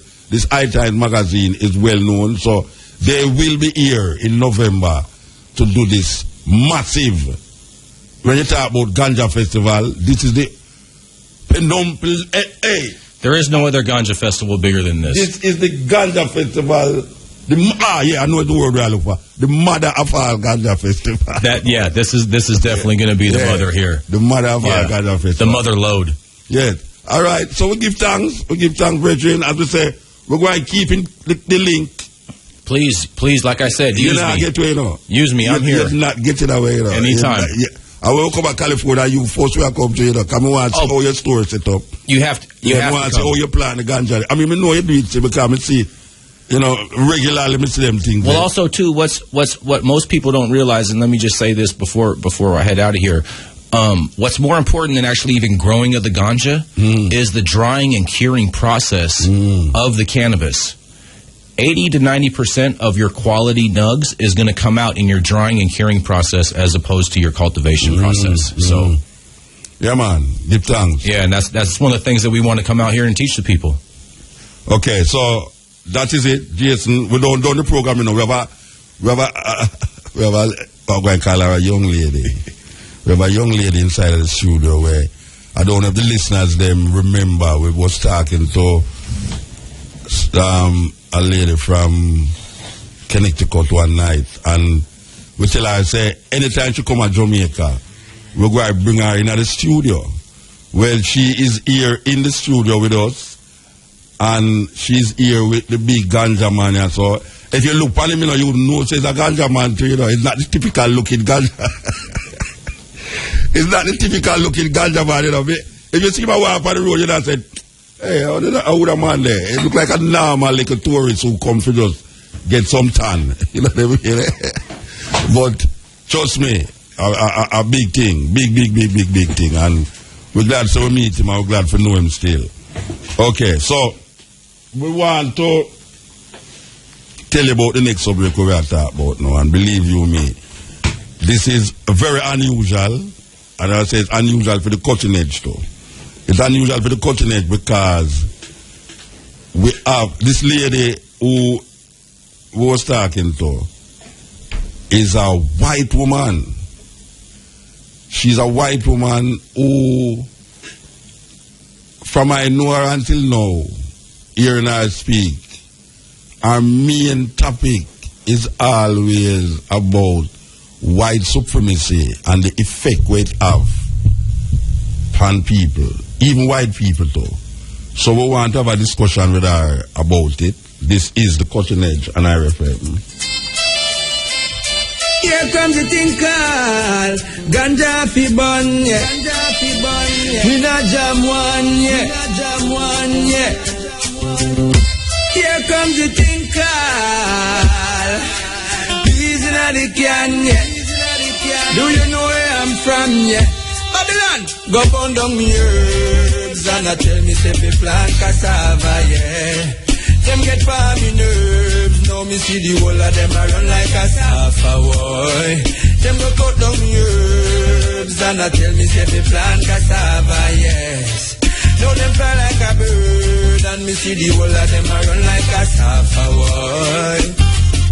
The way them set it is fit things get harder. Check say we a fool, that's why them jada cardia. Say the road narrow and we find it broader. Be a thing to say a gwan inna the saga. Me have to part me the potty and jab back with me ladder. Higher class people turn it in a laughter, while the bigger heads kick back and a roll out them Prada. And poor people not even can find water. Them go burn down me herbs and I tell me say me plant cassava, yes. Them get for me nerves, now me see the whole of them a run like a safa, boy. Them go cut down me herbs and I tell me say me plant cassava, boy. Now them fly like a bird and me see the whole of them a run like a safa, yes. Give me now. Me say one cocoa a full the basket. We have to reach there when we aim for the target. The journey it long but still we a walk it, cause we can't get no herbs on a market. Truth and rights is the day of the target. Crime and violence, nobody start it. Me say from a high grade, me say the people want it. Them nobody cut it and fire no plant it. Them go burn down me herbs and I tell me say the plant cassava, yes. Them get for me nerves, now me see the whole of them a run like a safa, boy. Them go cut down me herbs and I tell me say the plant cassava, yes. Now them fly like a bird and me see the... Yeah, you don't want to miss this part of the program now. We're going to talk to her name Swan. She say Kais, we say Keys. Psychotherapist. Serious thing, I want some psychotherapy right now, you know, believe me. The answer we not get for the question where we ask. Must you think of TV where you watch Cinemax? Say fi plant cassava and burn out the weight crop. Make we stay pan chuck and lick it from top. Them go burn down herbs and I tell me say fi plant cassava, well. And then get by me nerves, now me see the whole of them a run like a safa, boy. Them go burn down herbs and I tell me say fi plant cassava, boy. Now them fly like a bird and me see the whole of them a run like a safa, boy. Me say the way them set it is fi things get harder. Check say we fool, that's why them jada cardia. Say the road narrow and we find it broader. Be a thing me say a go on inna the saga. I feel part with the party and job back for me ladder. Higher class people turn it in a laughter while the bigger heads keep back and I roll out them Prada. Poor people not even can find water. Them go cut down leaves and I tell me they be plant cassava, yeah. No, they fly like a bird and yes, this is the Culture Nation FM. We go through the paces, you know. Try to bring some light in the darkness, yeah, so believe you me, things stay away. So, we are telling you, say, we have a young lady, I'm going to call her a young lady. We're going to take the liberty and say young lady. We have a young lady in the studio where we know from, we know her from California, really. We call her Swan. She is a psychotherapist. And as I said before, sometimes you hear some things that come out of some people's mouths and you say, oh, them get this all, oh, them reach this all, you know. She is, I will go and stress it again, she's a white woman who I have never heard her, every time it's down for a reason, she first bring up white supremacy. And believe you me, she's not taking up for white supremacists. She's a Jew, she's not taking up for Jews. It's ironical, I don't know who she is. So, if it was in the earlier days, I might have said, Musa, you bring them CIA people for the radio, FBI people there. But really and truly, we know different, you know. We know, say, you have people who come to a certain understanding about themselves where, like the lady where we did interview, we make the documentary on our family, and she said that our family are the most slaves in America from up at Rhode Island. There are people that don't know, say Rhode Island was one of the slave place them where, and even these slavery helped to build whole heap of the university them and colleges in America. And she made a documentary about it. She actually made a documentary about our family and how our family sustained, how the family was sustained through slave trade. Well, good night. Good evening. All right, good evening. Okay, you say good evening, I say good night. You know the weirdest thing about Jamaican, when them come somewhere, them say good night. When everybody else are going, them say good night. Yeah, it's a weird and thing. Sometimes you say good morning. Yeah, it's like you're in a house, and it happened to me all the while. You're in a hotel room, and somebody knock, and you say, come in. Them think you say, come in, you know, and then push the door. And I don't really come in, you tell them, you tell them, say, you come in. But come in sound like come in to them, especially when they're far in a hotel room. So when them knock, and you say, come in, you see the door open. And you know, you say, hold on, whenever I say, come in, I say, come in. Which is still come in, you understand? So it's a kind of language barrier when it comes on to these things. Well, in a few moments, I'm going to say good morning. Yeah, well, after 12, I'm usually say good morning. All right. When you say psychotherapist, what you do? You figure out me, like, you figure me out? Well, psychology is a creation. You know, the psychotherapy industry is a creation of a European system. Mm-hmm. And primarily, the system is designed to keep people in line with a white system. All right, so when you do psychotherapy, it's to keep people in line with white thinking. Yes, anyone who strays outside of the bounds of the norm defined by a white supremacist system is diagnosed and often medicated. All right, now, what may I say? You as a psychotherapist, you work in the confines of that white supremacist thinking to diagnose people. Well, I work within a white supremacist culture in the United States. Yeah. I'm a rebel within that, as are many. So my job as a psychotherapist, there's beautiful healing work that happens within this field. So while I'm saying it's a white supremacist system, I'll break that down. Within that field, when you got a good therapist, there can be great potential for human growth, psychological development, emotional healing, but the system is formed within a white supremacist system. Mm-hmm. And what that means is that when you have a culture that is based on white supremacy, based on the idea that there is one right way to be, to think, to act, to look, to talk, one standard of what is professional, what is normal, what is beautiful, we have a problem. So as therapists, even though most of us come into the field, or maybe even all therapists come in with good intentions, let's give the benefit of the doubt, we end up pushing people into norms that are unhealthy. So we end up having to help people adjust to an unjust system. Yes. So you as a conscious person relieve yourself from that white supremacist thinking and do psychotherapy and make it be of substance? Well, I had to seek outside of my formal training, because within the field of Western psychology, you're not going to learn about white cultural conditioning. You're not going to learn about white supremacy. In fact, the normal thinking in the United States for white people, we believe that there are racists and non-racists. So there's the bad people and there's the good people. Okay?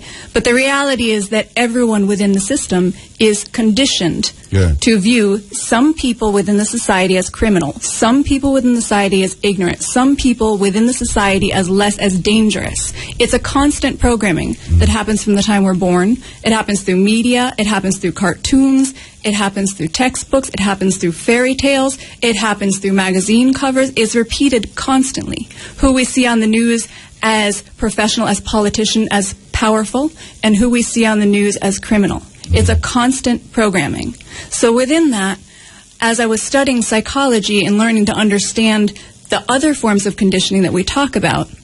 Yeah, we want to ease up a little bit. You know, say, we take a break, so because it's 12 o'clock and it's good morning. Good morning. After we done play this anthem, it's good morning. This is the Cutting Edge RFM, 12 o'clock. This is the Cutting Edge on RFM. We're talking to Swan Keys. A Keys we say, you know, I always chat him about Keys. It now work out. A Keys we are working with right now. Okay. So he was explaining working outside of the white supremacist psychological or psychotherapist ideas and understanding of how you must treat the patient. Okay, actually what I was talking about right now is this idea that we have, that we work with in the United States right now. Police violence on the news every night, killing, usually it's killing of unarmed black men. That's the key subject, right, with the Black Lives Matter movement. And it gets treated as if there's a few bad police, a few bad apples. So they're constantly focusing on, well, we got to get rid of those few bad apples, that one chief, and everything's going to be okay.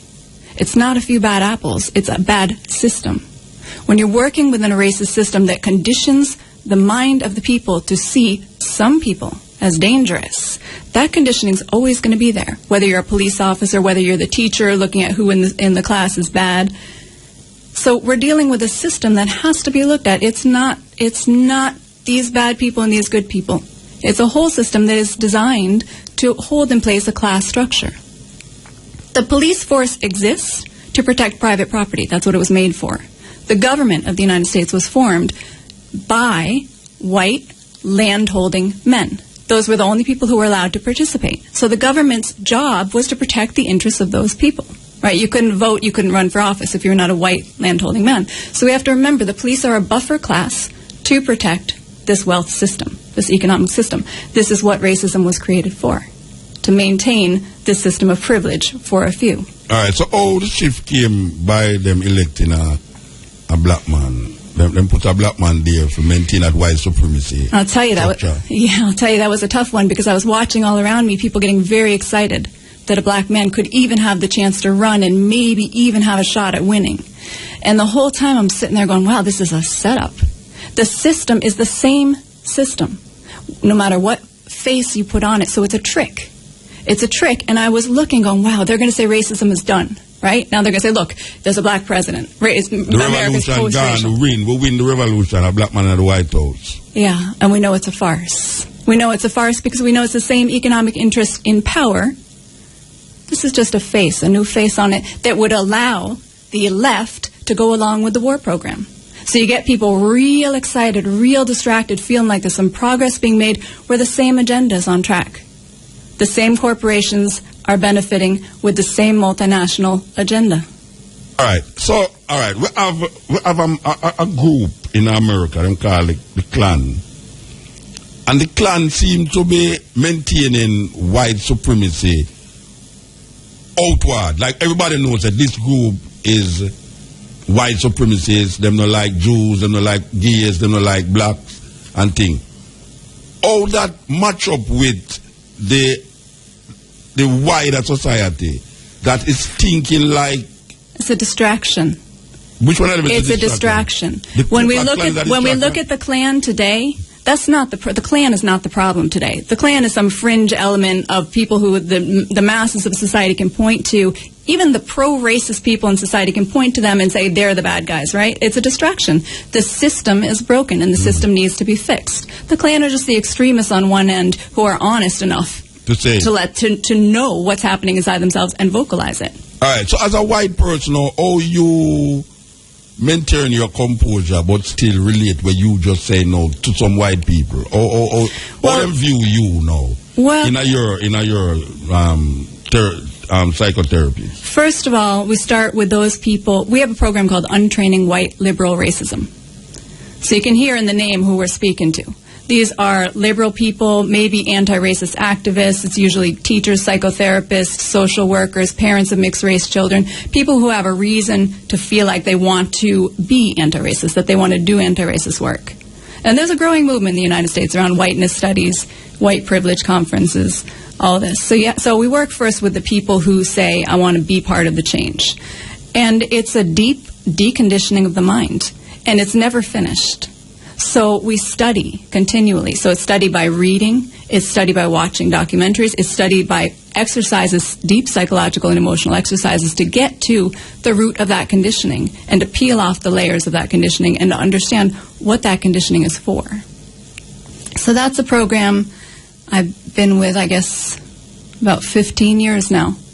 Started in California. It's a Buddhist-based program, which means that you use some aspects of Buddhist philosophy and practice, such as mindfulness, paying attention. All right, explain that to the listener. What is Buddhist philosophy? Okay, so let me get to Buddhist practice first. So Buddhist practice generally involves a meditation practice. Buddhist, yes. All right, Buddhist. Yeah. All right, you have to explain it. Okay, because I've been practicing meditation since I was 16, and it assists. That's why I tell Brutus. I never hear about this philosophy. No, I don't know Brutus. No. Oh, Buddhist philosophy. Okay, yes. Okay, all right. So we use the meditative aspects of Buddhist practice to help focus the mind and pay attention to what's going on inside. So the idea is, rather than saying, is there racism going on or is there not racism going on in any particular situation, we condition ourselves to say, where is the racism showing up in this moment? So it gets you out of the defensiveness and into a space of recognizing there is always that conditioning operating. So once you do that, then it's just a careful study of that conditioning. So it's constantly looking at, where is this coming up? How is this coming up? And working with the psychological issues. Every person has their own way that they kind of respond when they're in stress or they're most emotionally challenged. That's when the isms often take root and come out in people who don't want to be, the white liberals. Where my racism is going to show up is when I'm really triggered. So we work with understanding how our emotional triggers work and then recognizing when the isms start coming out. At what point you as a person get triggered, and what is the trigger that trigger you, your racism? Well, it's not inside. Well, any kind of emotional stress will trigger a person where the isms can come through. So where I have to be careful as a white person, where I can see my own conditioning come through, is this take charge. That's one of the ways. I'll get in a group and immediately I have the entitlement that expects to be heard, and that the reality is my white privilege gives me a space to go on the radio right now and talk about this. And this is something that all of my teachers, all of the teachers that made this field even possible to exist, most of them were African American. Almost all were people of color, primarily African American. And yet it's our voices, the white voices, who are heard right now in America in the field of whiteness studies. You know, we're getting credit, but we're not the ones who started this. However, so that one of the ways that I can get, when I'm triggered, where it can come out is that kind of take charge, be authority. We're kind of trained, I think part of white conditioning is to step up. And especially this goes for white males, but I have this in me as well. And to not always notice where my privilege, one of the women in our group calls it the dinosaur tail of privilege, where I'm kind of, my tail's wagging and making a mess, okay? All right. Some people, like in America now, a politician or somebody will say something racist, and then they say, I am not really a racist, and them apologize. Most of the time, them apologize and say, them never intended to be a racist remark. Or tell me, that's individualizing. Psychologically, as a therapist, how would you go into that person's consciousness to find out if that statement was really genuinely racist? You got to educate. You got to educate about what is racism. Racism is not a set of, it's not just attitude. Racism is a system of power and privilege that's set up, right? And racism, as I was saying, there's this conditioning that goes on all the time. It's in the unconscious mind. So even though someone may hate racism, want to undo it, love justice, want to stand up for it, the isms are conditioned and programmed into the mind. They're going to show up sometimes. Definitely. And classism is going to show up, and sexism is going to show up. It's just a matter, so when people feel like, I am not that, I understand that. I understand someone defending themselves and saying, I'm not that, because they feel in their heart they're good. No problem. Take it out of the individual mode, take it to the social level, study what happens on a social level, and know that it comes through each of us every day. You don't say that a person saying it by themselves, if they're in a group, they wouldn't say it, or if they're in a group, them say it, but not by themselves. That's not so much, the conditions under which these things get vocalized. All right, I view it like there's tapes. I view the programming like a tape. If you're ever in a hospital, I do hospice work. If you're ever in a hospital where people are getting into dementia, you can start hearing them speak things that you're like, wait, that's not even you. What are you talking? You hear the social conditioning, and it's like a tape playing. Remember, one of the founders of the Untraining talked about his mother dying, and all of a sudden, all this stuff starts coming out, and he's like, wow, it was like that. It was like a tape player got pressed on play, and the stuff just starts coming through. It's not necessarily the individual views, but somewhere that training hooks in to the personality. It's things that they've heard. It's like a drunken man. Sometimes drunken man talk what really in their mind, I don't know what is in the rum that cause when a man drunk, him start to actually say what in our mind. And you can say what's in other people's minds. So if there's a common social thought, I mean, it should be no secret. The way that Americans are trained to view black people, and the darker skin, the more the oppression. So the way that we're trained to view people, it's going to come through. It's not an individual thing. It can come through an individual, but when we hear one coach say something, it's not that one individual. It's a society. The real system set up. Yeah. All right. We just mentioned the Klan a while ago, and for them thing, gays, Jews, blacks, society, we should get rid of them in the society. From a white woman who is a Jew, what is the difference, or how is it formed in your consciousness as it relates to being Jewish, being white, saying this thing with Jewish friends, Jewish parents, or you just say it as a work thing rather than a living thing? Well, no, I mean, it's my life work, but it's my spiritual path as well. I mean, this is kind of core to who I am. Undoing and peeling off the layers of social conditioning, to me, I'll say the reason I say it's a spiritual path is that when I started to look at the cultural conditioning, it helped me understand a lot of how my personality was shaped. I started looking at how I was conditioned to be as a woman, as a white woman, the class elements of it, as the heterosexism in there, all of these different layers of how I was trained to think and see other people. When I started peeling them back to be able to look at them, really liberating. All right, give me an example. All right. For a white woman, often we're trained not to be angry because an angry woman is a bitch, right? Mm-hmm. That's what they'll call you. So as a white woman, you're trained to suppress your anger. You're actually trained to not know when you're angry. So we suppress it. We project it primarily. Black women get that target. So we view black women, wow, they're so angry, right? So, and on another level, when you deal with psychological field theories, if a group is suppressing an energy or an emotion, someone in that group will inevitably be the scapegoat. The person who will express it, they'll hold the energy for the group. Hold on, you don't say some serious, profound thing. I want you to say it again, slowly. All right. Say it slowly. I want you to say it again because I hear what you say, and I am agreeing with what you say, but I want the people them out there to directly hear exactly what you just said a while ago. All right. So suppression of anger. Okay. So as a white woman, I've been conditioned to suppress my anger, to not even know when I'm angry because it's not acceptable to be angry. It's not acceptable to be seen as angry. And part of the white conditioning, all right, I'm going to have to go back a little further. My father's side is Protestant. Okay, that's the dominant culture in America, dominant culture that formed the United States. Mother's side is Jewish Russian. We could get into that. We can get into that a bit if you want to. But with the father's side, the Protestant, is stiff upper lip. Don't show emotion. Okay, that's what it means to be civilized. Suppress every aspect of yourself into this little box, and then you are acceptable, and then you not only can fit in the system, you can be dominating that system to the degree that you can suppress yourself. So, as a white person, and specifically as a white woman, if I can control my anger to the point where I don't even know it, what's going to happen is I'm going to project that anger onto other people. And those people who show up as angry, I then label as uncivilized, unprofessional, unacceptable. I can even diagnose them. Being a therapist, I can send them to a psychiatrist, get them medicated, get them under control because they're too angry. All right?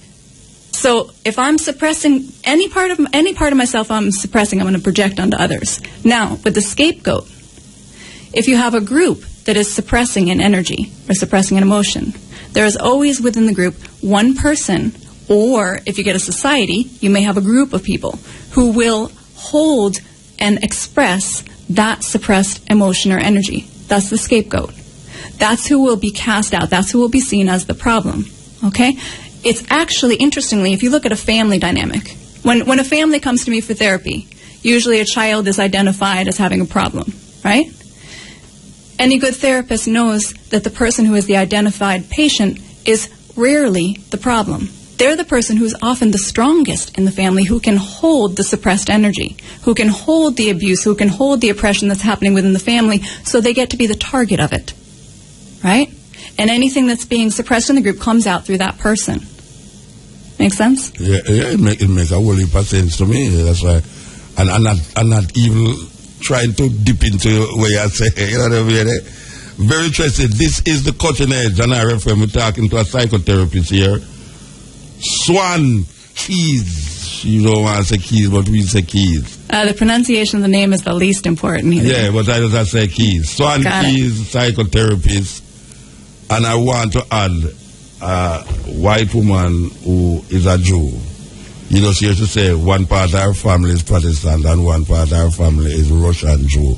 Yeah, this is the Coaching Edge, and I refer, we're talking to Swan, a psychotherapist, and actually she's an ardent advocate against white supremacy and the effects it have on even for our group of people, which is white people. So we continue. During the break just now, there was advertisement for, it sounds like there's a month that goes on against child abuse. Is that right? Yeah, this month is Child Month in Jamaica. All right. So, and I'm hearing about, as you called it the other night, I was hearing, the horror stories coming out around child abuse here, right? Mm-hmm. So, and people saying, why? What's going on? Why is this happening? As if it's some mystery. So I just finished reading the narrative of a slave owner here in Jamaica. Which one of them? This is, I think, Tacky. No, I'm sorry. I'm blending. I'm the worst with names. This is... No, you have a slave named Tacky, There's a slave named Tacky, but now I'm trying to think of the slave master who came here, obviously British man. Anyway, there's two that I've read that were rather shocking. The one from St. Elizabeth? It's from St. Elizabeth. What's the name of that one? I don't remember the name, but I know them have a book. You can write. You can go and you find their journals and you can read their journals. It's not hard to get. And this is amazing because you read those journals and you realize the brutality, the child murder, the child rape, the tearing the child away from it's things that you know when you read it firsthand from the person who's perpetrating it, and you get the depravity of the mind, and you realize that, okay, so a person comes into the system where suddenly he has power and ownership over other beings, right? The abuse that happens, there's no end to it. So you see the terror that's inflicted upon a people, generation after generation after generation, of a kind of brutality that I had never really heard of, never really like that, all right? So it's no mystery what's happened today because there's been no healing. There's been no system. There's been no effective system of reparations. We are traumatized. It's a traumatized people. And you have no effective reparations. You have the boot has not been taken off the neck to this day. The economics still seem to even be getting worse right now, right? And as long as the emancipation of the mind doesn't happen, this is going to go on. Okay, so there's two levels to deal with this. When I'm talking about the program, the untraining, we deal on a psychological level, but there has to also be an economic justice movement. And that's going to take a lot of people uniting. And that's going to take a challenging the system. Now, all of these isms are created to keep us from knowing the power of our spirit. And now I'm saying us because I'm talking about human beings. All right, I'm going to go broad, and then I can come back in and get specific again. But on a broad level, what I realized for myself is the social conditioning made me always feel that there was something wrong. You were conditioned to believe that there's a right way to be, a white way to be, a right way to be. And what that conditioning does is it trains the mind to always feel there's something wrong with you, not good enough. So as a woman, you're trained that your body, everything is also a product. So your body becomes a product that's good enough in this way or not good enough in that way. Everything becomes a measurement. Everything becomes a commodity. The distraction is intense. So we're constantly distracted and made to feel like there's something wrong. So whatever the ism is, the person who's in the group that's being oppressed is going to be trained that there is something that's not good enough, that they have to live up to, a standard that is outside of themselves. Oh, that's going to take me to a white Jesus. All right, let's go there, yeah? Go anywhere you are going. All right. Go anywhere you are going. All right. You listen to Coach all the while, so you should not. Go anywhere you are going. All right. You listen to Coach all the while, so you should not ask for that, man. Go anywhere you are going. All right. Yeah. All right, let's throw them. Okay, so one of the things that surprised me is being in this field of white privilege studies, which was just barely beginning. I hadn't quite begun when I first got introduced to the untraining. It wasn't in schools yet. Okay, so I had to search. I'm a therapist. I'm in training as a therapist, and I realized like there's a lot of stuff that doesn't exist and that doesn't get taught in the program, and I'm realizing this is kind of dangerous because if you research the field of psychology and psychiatry, it's a brutal history. The kind of experiments that were done, you know about it, and I think you and I had discussed earlier that there were diagnoses given to slaves who ran away. That was considered because again, you're rebelling against an unjust system, so you're outside of the norm, so the system just defines you as abnormal, and that's a diagnosis, right? Okay, so as I'm studying this and I'm realizing okay, here I am as a white woman in a white-dominated field that is designed by, for, and about white people. Psychology developed in Europe, continued in the United States by white people, and the norm that we're expecting all of our clients to conform to is a white model. Even in the most spiritual, lovely, humanist fields of psychology, we're not really analyzing what is this model, right, on a cultural level. So I had to go outside of school, found this program, the untraining, when it was in its very early stages, became a student after a few years, was asked to teach in that program, many years of studying, okay? And within that movement, then the white privilege conferences started, right? So I go to the white privilege conference, talk, listen to other people talk. More white privilege actually happens through those conferences. Kind of interesting. It's a good thing, whiteness studies, but it really needs to be critically examined. But within that, I never really heard of Rastafari until I met Abba Zero. Now I met Abba Zero through the work because what we have in common is both of us have a life mission of undoing white supremacy in the world, breaking down that system, okay?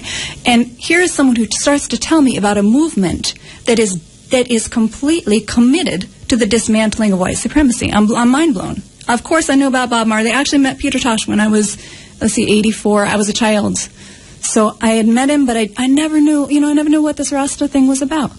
And when I start hearing that here's a group of people that said, we have to free the mind. We are going to stop eating the white man's food. We're going to stop wearing the white man's clothing. We're going to look at the language that we use. Stick up in. We want to come forward to when we take the break and come out, and you said Jesus Christ a while ago, and they say, can I go there? Yeah. Okay, so this is carrying us to the Jesus thing. Absolutely. What you're saying. Okay, so all right. Yeah, man, continue. Yeah, so here's a movement that's actually going to critically challenge this image of a white Jesus and replace that image of a white Jesus with an African God in a modern day, right? So that was shocking to me. That felt so. it shouldn't take a psychologist to understand the damage to the psyche that's done when you have a dark-skinned child who is conditioned to think that God looks like the image of the slave master. All right? So God is always going to be outside of himself, and God is always going to be something, the thing that he's going to seek, to want, to be like, to be close to, is the very thing that is oppressing him psychologically and physically. And when I'm talking, I don't want to sound anti-white, all right? I'm not anti-white. Some of my closest friends are white, okay? I don't have a self-hatred. I'm not living in guilt. I'm not one of those people who's apologetic for who I am, okay? That's not where I'm coming from. But what I'm looking at is whiteness as a cultural conditioning that's impacting the world for the destruction of the world. Maybe if you are down where we're supposed to go, you know, all right. The Jews, it is said, have been persecuted, and Hitler killed 6 million Jews. Now the Jews are one of the biggest economical power on earth. They decide what is what and what is not in the earth, you know, when it comes to... I don't know if you agree with that still. You agree with that? That the Jews right now is the economical base of America? Well, I would say that Jewish people in America have gained, as a group, quite a disproportionate level of economic privilege and power. Right. Absolutely. I'm not a person who's going to say Jews are controlling the world, because it's a very slippery slope there. And I find that when we start, I won't go there. I'm gonna listen to you for a minute. All right. What I want. We can take this thing and come forward. I hope I remember where I was saying. Yes. This is the Cutting Edge on IRFM. All right. So I remember where exactly I was asked, right? We're talking about Jews now and whites. Mm-hmm. Now, the Klan, the main thing is against Jews, gays, and homosexuals. And blacks. Mm-hmm. Hitler never did recognize Jews as pure white people. Yeah. It's like him see them as some bastard of something. Yes. So you have two groups will come out non-apologetically and say Jews, we're going to wipe them out. And then you have whites now who are supposed to be the privileged now. People who look on Jews now, they must see white people. People who, I mean, for instance, you know, a person, let's say a white person first, unless you're going to tell them, but me's a Jew too. Right. So, all right. Oh, what is the difference between white privilege and Jewish privilege? Recognizing that Jews now hold a certain power in the economical and political structure of the Western world, and white power where the two of them collide now because you have white people who is Jews and Jews who is white people. And the two of them collide now into this system, this white supremacist system. Who's at the head? Well, Jews have gained white privilege in the United States. So one group after another that came in from different parts of Europe were integrated into a system where they gained white privilege, right? So there was a time when the Irish didn't have that, and then Irish were declared white, and suddenly now the Irish, because divide and conquer. If you have Irish indentured servants and African slaves rising up together because they recognize the oppressor is a class issue, if they're rising up together and you can give the Irish this little bump up and say, okay, well, now you're white, you're going to have some legal status that the Africans don't have, then all of a sudden the Irish who are on the bottom of the so-called white, the term hadn't been formed yet initially, but they're on the bottom. Now you give them a little bit of privilege and train them to view the African as less than. So each group that comes, the Irish, then the Italians, you get one group after another. So Jews coming in from Eastern Europe, not white. My grandmother, I remember my mother's mother, the first time I referred to her as white, she was shocked. I said, well, what do you mean? We're talking about white people. And she was she couldn't relate to it. She actually asked me to use a different term because she had never thought of herself as white. So when she was... What you see herself as? Just Jew? I see myself as a white person. I see myself. No, your mother, your grandmother. My grandmother, she was a Jew. Yeah. So as a Jew, there were places she wasn't allowed to live, she wasn't allowed to work at Travelers Insurance, and there was a persecution I get, like King Ferdinand Queensborough, them run out the Jews and the blacks out of Granada. Now, in the United States in the early 20th century is not, yet the persecution, there's levels of it, but it's not. What's happening, what I see, my mother's side of the family can never fit in. So my father's side of the family is normal America. That's what I thought, as a child. I never really broke it down in terms of culture and in terms of race, but my father's side was clearly this kind of people that you see on TV. So this norm that's just the norm. It's just what you see as the normal people that I thought I should try to be like. My mother's side, the Jewish side, doesn't fit in. Too loud, too intense, too political, too sexual, too psychological, too emotional, too much. All right, they're different. And I don't know if that's something coming out of Eastern Europe or what it is, but there is something on my mother's side that I see that is carrying a lineage of oppression. Now, our stories, of course, biblically, the myths go back to some time of slavery long ago in Egypt.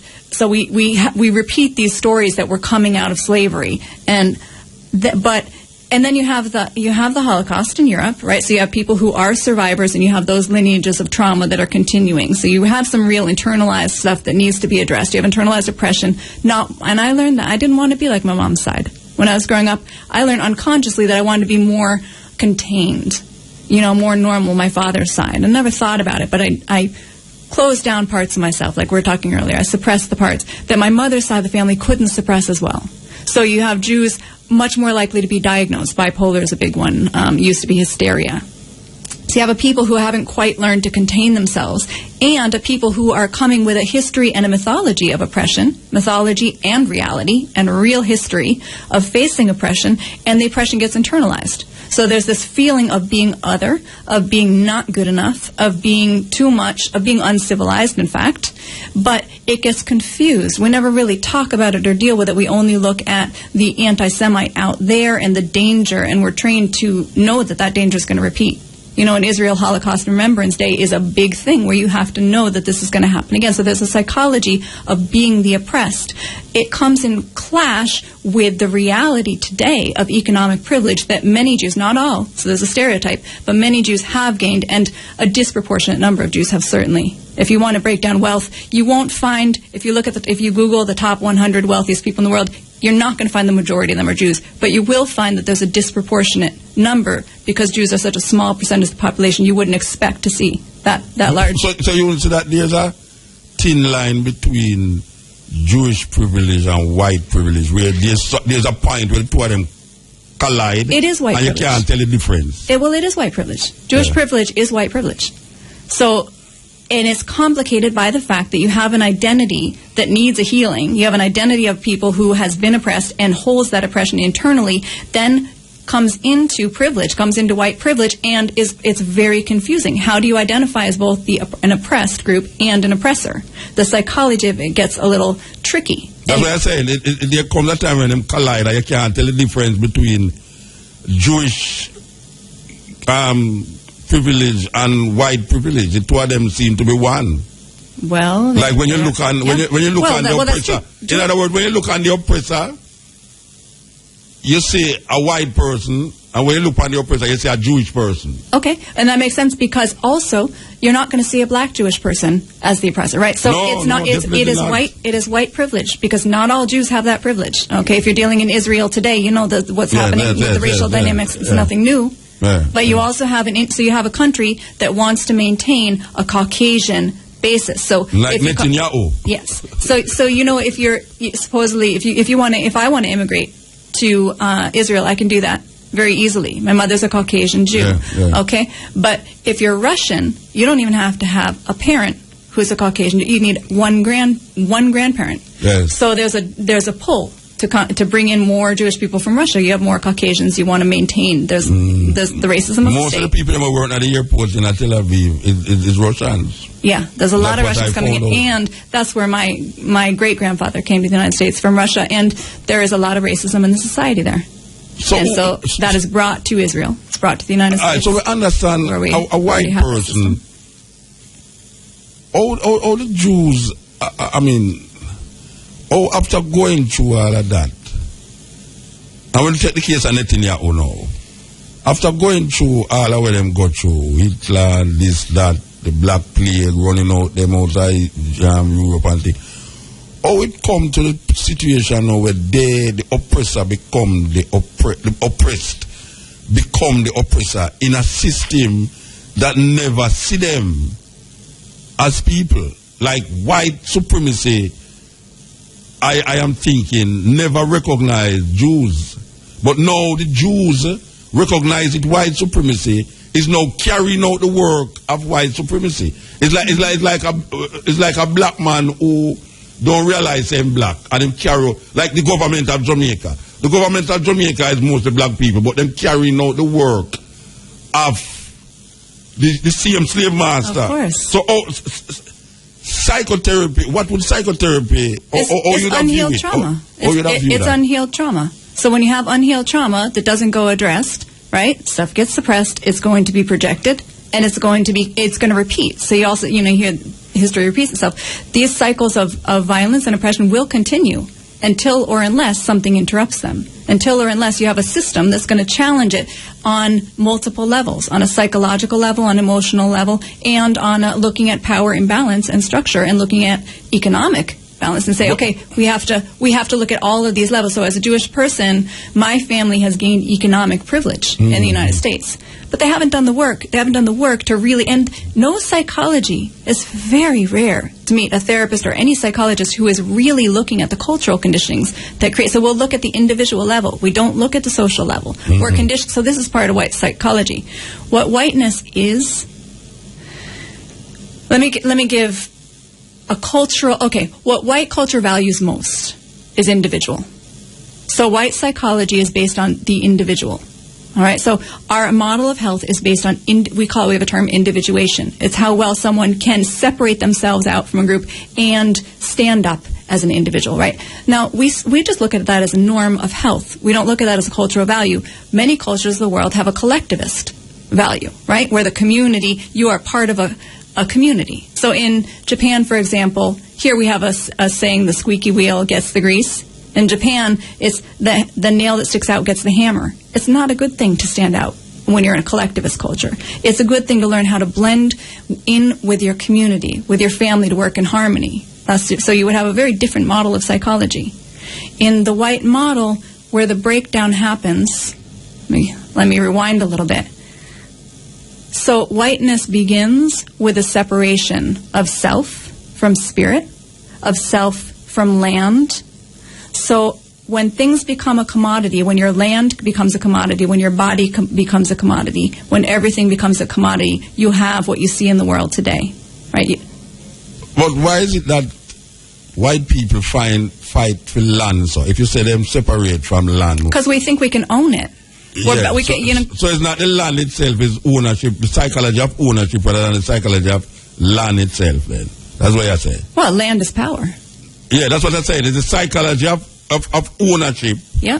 Which is the power that, rather than the psychology of this is land, this is nature. That is what it is. So you think about my father's family, early colonial settlers coming to the United States, encountering a people who say, you can't own land.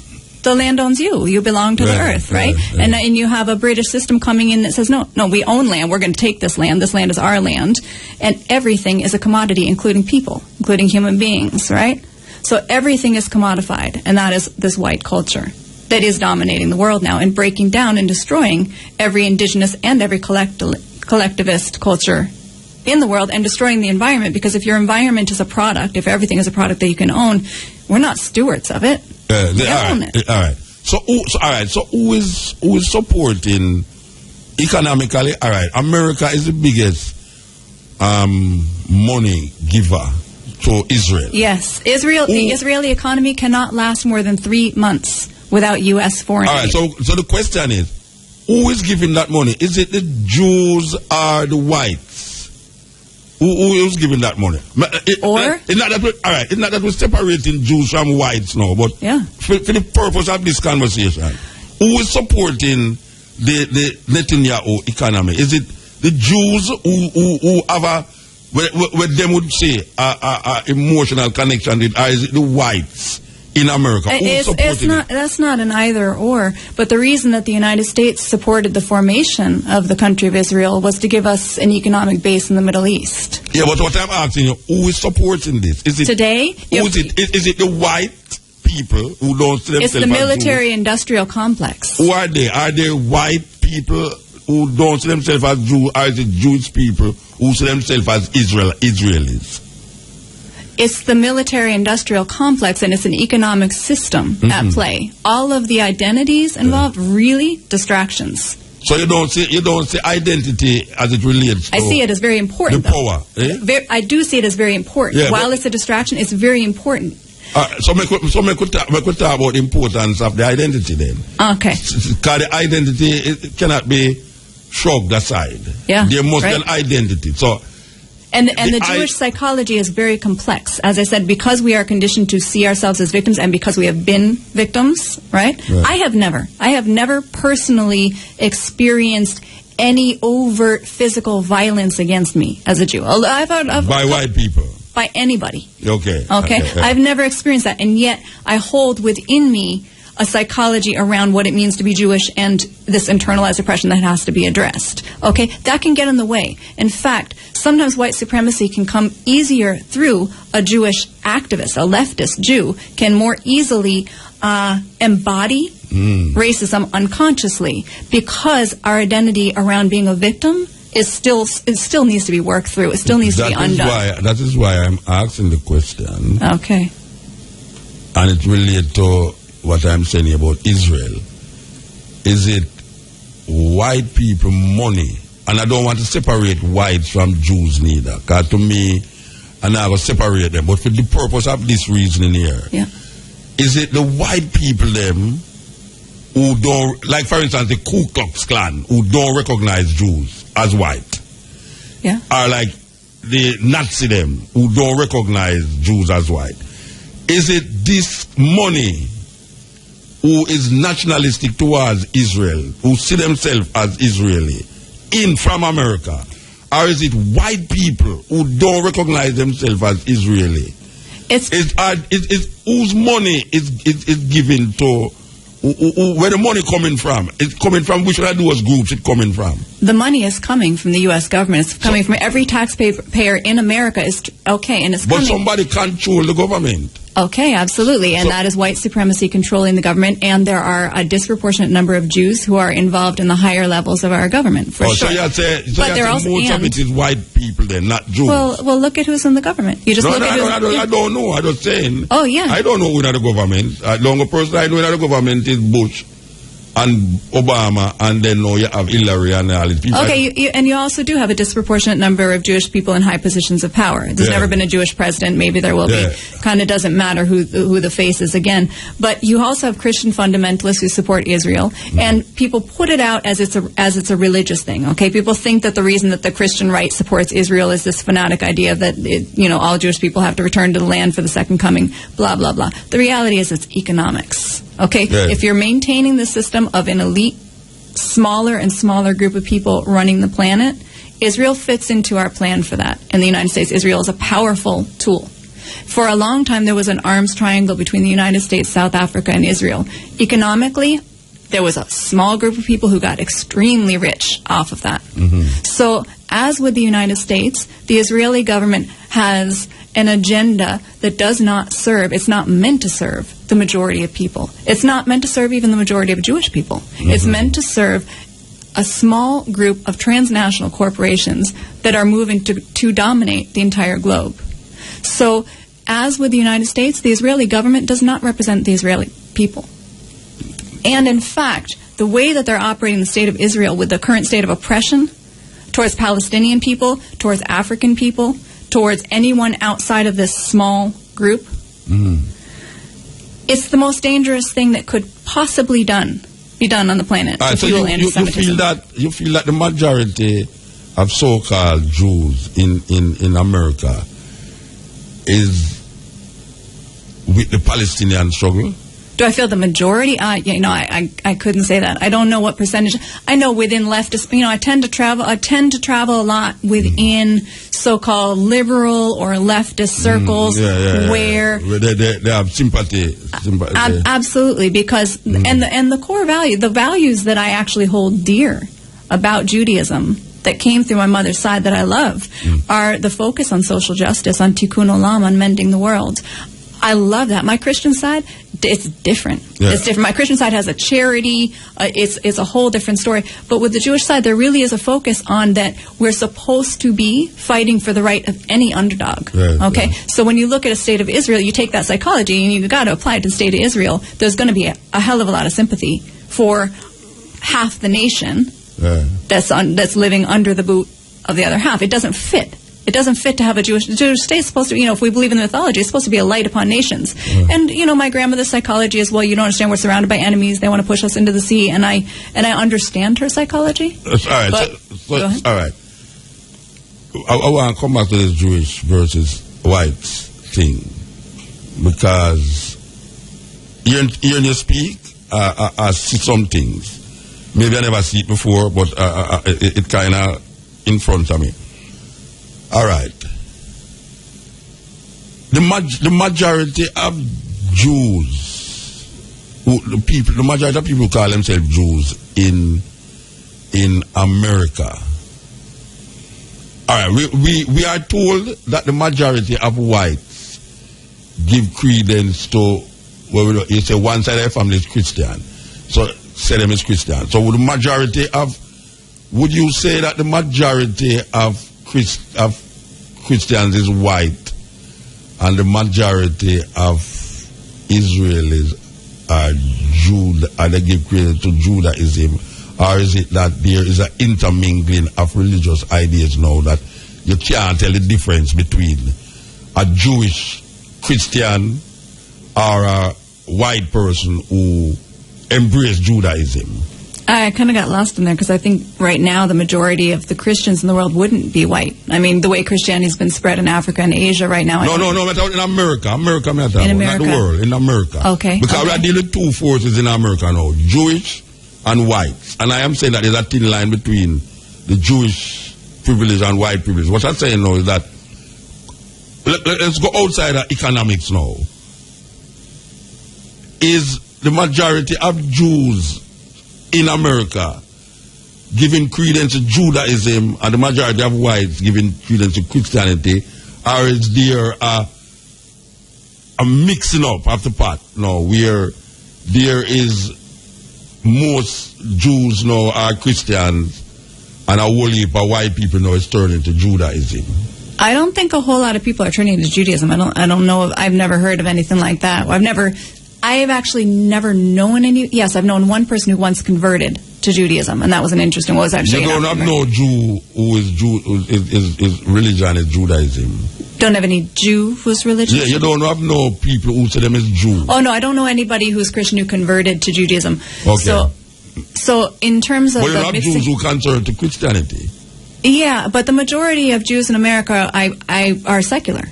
So, and this is partly a result of World War II, where a lot of people turned atheist. So you have a lot of atheist Jews, yeah, and you have a lot of secular Jews where we maybe identify as Jewish culturally, or you'll hear people say, "Well, I'm Jewish on my parents' side." That's a common phrase. So, do you have a lot of young people who grow up who feel alienated from? We don't really understand what Judaism is, or we're alienated from the histories, we're alienated from the culture, or youth who are just trying so hard to fit into the norm that the Judaism becomes. Both of my brothers don't really understand why anyone would want to identify as Jewish. They don't. But really I was sitting around. Remember, I was sitting around a table in San Francisco the other day, and something licked me, and I'm trying to figure it out. When I was told that the majority of Jews is atheists, I don't know if you remember that reasoning. Yeah. The majority of Jews is atheists. I've never seen a number on it.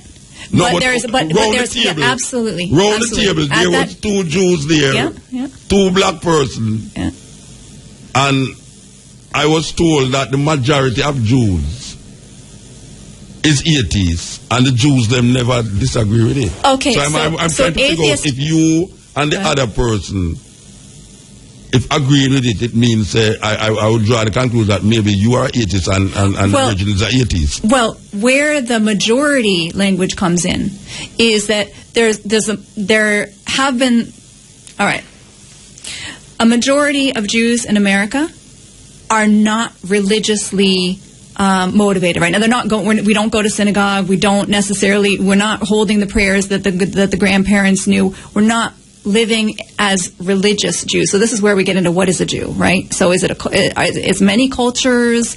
What is a Jew? Conversation on the table, right? But there are quite a few Jewish atheists who are prominent within the actual atheist movement in the United States lately. There have been some documentaries coming out about what is an atheist, and you will find a lot of the leaders are Jews. And partly my understanding of that and the psychology that I have been exposed to is what happened in World War II was the faith was challenged in a very big way. So Jews saying, how can there be a God? So the statement, because of what happened. How could there be a God? Yeah. Yes. How could a God allow that? So the statement... And we have rabbis who are atheists. Yes. I will go back to that. This is the continuation on IRFM. Yeah, the Jewish people that say you have a rabbi who's atheist. Yeah, this is the continuation on IRFM. Some revelation are going on, so on. From my headspace, it's very sweet to hear the reasoning. All right. You did that say you know rabbis who are atheists. Yeah, my grandmother discovered that her rabbi was atheist to kind of come to a shock. But you know, grandmother who gave me the book? Yeah. Same one. She realized it as a child. She realized that her rabbi was atheist. Now, he wasn't publicly admitting that he was atheist, but he was questioning. And she realized at a young age that the reason he kept asking them as children, do you believe in God? Do you believe in God? She realized one day, she said to him, you don't believe in God. And it stopped him. So him is an evolutionist?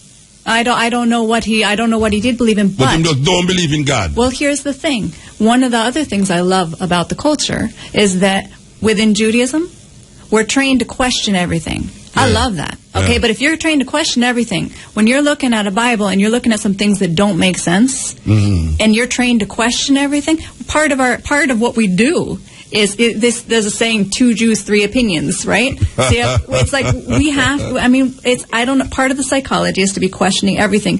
It's very hard to believe in a God as a real estate agent, a God in the Bible that says I'm going to promise you this land. And then that same God is going to say, land, yeah, right, go ahead and slaughter them. Okay, well, what kind of God, what kind of schizophrenic God? If you question everything, it's going to be quite hard to believe in God as a man who has these different personalities. To me, from a psychological perspective, that's human beings creating a God in their image. Yeah. So when you sit down with your grandmother and say these things, you sit down and say these things. Oh, yeah. What'd she say? Oh, we get in the biggest conversation. She agrees. She said that she doesn't, and a lot of Jews will say this. So when you're in synagogue, I have not spent a lot of time in Orthodox synagogues, but in the synagogues that I have been to, when we're doing Torah study, we're not looking at the Torah as fact. We're not looking at it like a fundamentalist Christian would be looking at it like this is the Word of God. We're looking at it, breaking it down. If this is mythology, if this is, my grandmother and I would look at the Torah and we'll say, okay, let's view this as poetry.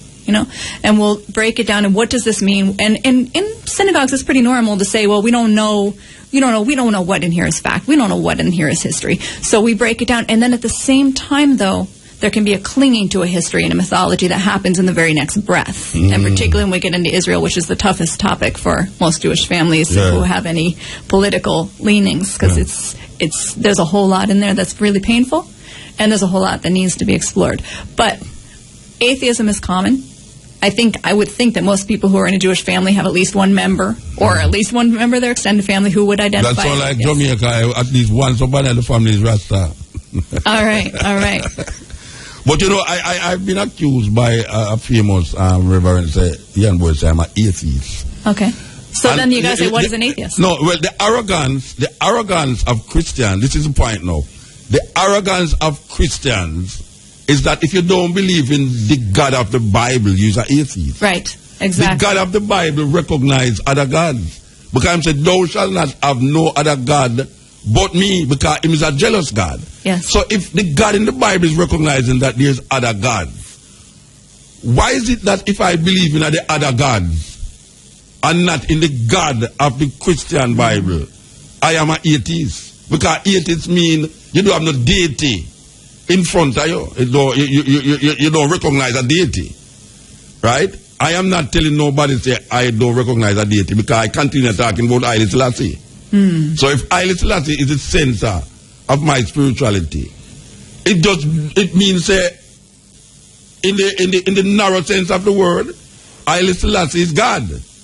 But I choose not to use God because I see God as a narrowing down of my perception and concept of who I see in Haile Selassie. Well, atheist is just another word that gets used to demonize people, right? Because atheist means you're deviating from the normal and the prescribed standard of how you're supposed to think and act. And people, people think if you're atheist, it means that you're going to be amoral. Wicked, right? You don't have no ethics, you don't have no morality and all them things. Like the only morality that exists is Christianity. So again, that's a tool of white supremacy. Okay, religion. I think religion may have its place, and I know there's liberation theology, and I don't want to demonize any particular religion, but of course, as institutions of religion, organized religion is used and has been used historically to oppress people. And Christianity is one of the greatest tools that white supremacy has used, the most powerful tools, to where you can have, and I have heard this, the first time I thought it was a joke, the first time I heard a Jamaican person say, thank God for slavery because it brought us Christianity. I thought that was a joke. When I realized it wasn't a joke, that broke my heart. No, you have people in Jamaica who think that if you never left Africa, would have run up and down wild in the bush, them. So give thanks to white people. Them don't say give thanks to God, them say give thanks to white people for take away out of the run up and down wild people them in Africa. So that brainwashing is so intense. Deep, man. It's deep, man. Deep. When you have a set of people who think that about themselves, say if them never did left Africa, them would have wild and run up and down like savage, and because them come here to know, because they can't use cell phone. So that white supremacist conditioning has just run so deep that it can go unquestioned in the mind. Yes, and it make you become white supremacist. Okay. A black person. Okay. We have a saying in Jamaica, roast breadfruit. I don't know if you know what a roast breadfruit looks like. It's black outside and inside white. Right. Well, you have black people who is black, but white supremacy run just under them skin. If you peel with them skin, them is like the breadfruit. And you can't tell them no different. Well, the white supremacy, that's why I say that whiteness is a mindset. Yes. Okay, it comes with a physical form, and you can look at the physical structure of who it's meant to and who it's meant to uphold is definitely going to be a light-skinned group of people. But the mindset is in everyone. Deep man. And it took me a while to see that, because for a long time with doing the Untraining White Liberal Racism, I felt that my only job was to work with white people on, because I have to look at myself and we have to look at each other ourselves together. And often if we're trying to do anti-racism work together in mixed race groups, it would be people of color, and particularly African Americans, often end up leading and teaching and not getting paid to do so. So it felt like, okay, we need a caucus, and white people, we need to come together and really look at this because it's a white problem. Now I see that white conditioning has actually penetrated most people, maybe even most people on the planet, but most people that I encounter in the places that I travel have been deeply impacted by this conditioning. Asia, we could get into some complications there, but I'll try to hold the focus. Yeah, well, I want to tell you, Jamaica is seen as this vanguard for African liberation, black liberation. But if you really dig deep into the Jamaican psyche, whether them is coming from the educated or it coming from the ghetto, and some serious hatred of self there. Serious hatred of self. You can hardly tell Jamaican people to them are African. Okay, so this is why Rastafari is so significant on the planet. If there's going to be an undoing, this movement has got to be united and has got to be strong and cannot be watered down and cannot be diluted. It's got to make a comeback right now. It's the only real hope that I see as far as a social movement that could actually challenge that. All right, but if Rasta falls, so white supremacy has penetrated Rastafari. You see it, and you see the breakdown, and you see the disunity, or you see medical marijuana coming in. You see the right to use sacramental, personal, whatever forms that actually get passed. I know they're looking at a few different tracks. If Rasta isn't unified, this is an opportunity. But when you see the money coming in, if white supremacy, if the mentality of white supremacy is not challenged and addressed, and only Rasta can do this. Well, you know with Rasta, you have to know. If it's not addressed, though, the oppression. You see the song, One Love, One Heart, let's get together and be all right. Yeah. a whole heap of Rasta not seeing it as a unification song for Rasta. Our black people, they must see it as a unification for everybody on the planet. So because them look on the wide level of one love, one all, let's get together and be all right now, them lose focus that the significance of black identity as our Rasta did start. Rastafari is a black power movement with a spiritual center. Yes. And it was started by our forefather Leonard Howell to liberate black people from what, as him said to, from colonialism and white supremacy. That is the exact word him using, Yes. to liberate black people from the King of England, colonialism, and white supremacy. Now we find it because we reach a stage now of privilege. Rasta lead a certain stage of privilege now. Them lose focus of the crippling of white supremacy. So, and there needs to be a program that is dismantling the white supremacist mindset. And that's where only the livity can do that. So a return to the earth, a rejection of this white model of ownership, of individualization. There has to be a constant look. So if you have Rasta fighting Rasta, and it's getting, so now you can go online and on YouTube and the emails that go out, it's extremely destructive. You have a brethren, a very popular artist in Jamaica. When you see online the things them where him say about other Rasta and other people, and I know, so you see them too. I just experienced this young woman who's in a fight over a cultural heritage site to gain ownership back for Rasta, right? And out comes this an elder calling her a whore online and posting there's a video of her making love with her man and is treated like she's a whore. Business, yeah. What is terrible, that about? Man. Terrible. What is that about? What it is about is about when people who do have nothing feel to them have all up on a little something, and them get corrupted by the little something. Okay, so the focus has to come back then on emancipating the mind. The focus has got to be held. Okay, when you start to see the bleaching and you start to see the white mode of what you're supposed to look, when you start to see the straightening of the hair, the destruction of the crown, it's like, oh, this movement can be broken? No. When I'm exposed to, for the first time, to who King Emmanuel is and what the Bobo Shanti movement did in the way that you address people, in hip hop, it's my N, my bitch, this and that. Within the Bobo Shanti movement, my lord, my empress, princess, Queen, wow, what this movement can do, the treasure that is held here in Jamaica, if this is squandered, there's not much hope. And when the money comes in around this marijuana, watch out. Well, I tell you, what I'm saying? Lord Acton says, power corrupt. Absolute power corrupt, absolutely.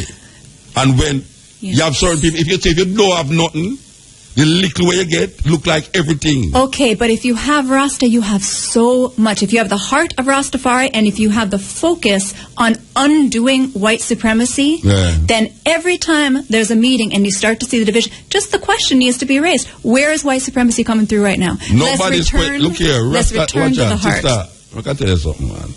Rasta stop question white supremacy, man. Them stop because them say it's not the color for one skin or it's not, whether you're up this or it is. Everybody, which I agree still, everybody is susceptible to cruelty and wickedness because it's not really, a man is not evil, it's him have evil, him do evil, but man innately is not evil. But where I am now is that because a man has say, everybody is everybody now, him lose the focus that we don't really reach nowhere yet. If you say white supremacy, we can forget about white supremacy. His Majesty say until the color, and people don't listen to what him say now. Him say until the color of a man's skin is of no significance than the color of his eyes. Him say there is a philosophy that all one race superior and the other inferior. What is the philosophy? The thing where we are talking about now, racism and white supremacy. Him say, until that philosophy is crumbled, we Africans will fight if it is necessary. Yes. Because we are confident in the victory of good over evil. Yes. We still there until at that Rastafari say, watch out. You could have got Europe like more go tour. And 100,000 white people out there stand up on a chair. The struggle not done. black people struggle not done because right now, when a man got Europe and 100,000 people in front of him, and him say, white people, him say, yes, he there. White people love Rasta, you know. And him start to get, yes, you're Rastafari, you know, see, we are rule the world. Rule which world? And you can't even build up a little out, don't get up as all woman, you talk about rule world. And that we are talking about, you know. Say, this idea of Rastafari, where you talk about, it reach a stage now where the focus, when Leonard will come say, Rastafari, him give me Haile Selassie if he say, you didn't have a king in England, you know. We not dealing with no king in England, you know. We are dealing with Ethiopian king. We not dealing with America, you know. We are dealing with Africa. Rasta get caught in the system to the point where now him cannot separate, just like how some people can't, we are talking about Israel, white Israel, white people who is Jew. It's like it's a thin line right now. Rasta can't separate between what you know. This over here so is white supremacy, and this over here so is black liberation. Him don't know the difference, you know, because when man look pan now, cloud up him eye, him not see black nor white. I hate when people tell me that, you know. They not see black nor white. Color blindness is one of the most destructive things. Say it again, as a white woman, so you don't say a white color blindness is one of the most destructive things that can happen in terms of undoing racism. Color blindness is a roadblock. So in America, we say, or in the United States, often what white people will say, and not just white people anymore, but this comes primarily through white people, is I don't see color. Black people say that don't have to more than anything else. What that means from a white person is it means don't tell me about your oppression because I can't see it. If I can't see color, I can't see your history, I can't see your economic status, I cannot see power and oppression. Don't talk to me about it because I don't even see that. And don't accuse me of it because I'm different, right? Very, very Shuts profound, down the conversation. Very profound. If you don't see color, you can't see my oppression. This is the cutting edge. Yeah, this is the cutting edge on RFM. We've been talking to Swan here, and believe you me. We could play, you know, start this program with that tune, and we could play it again and figure out something I saw.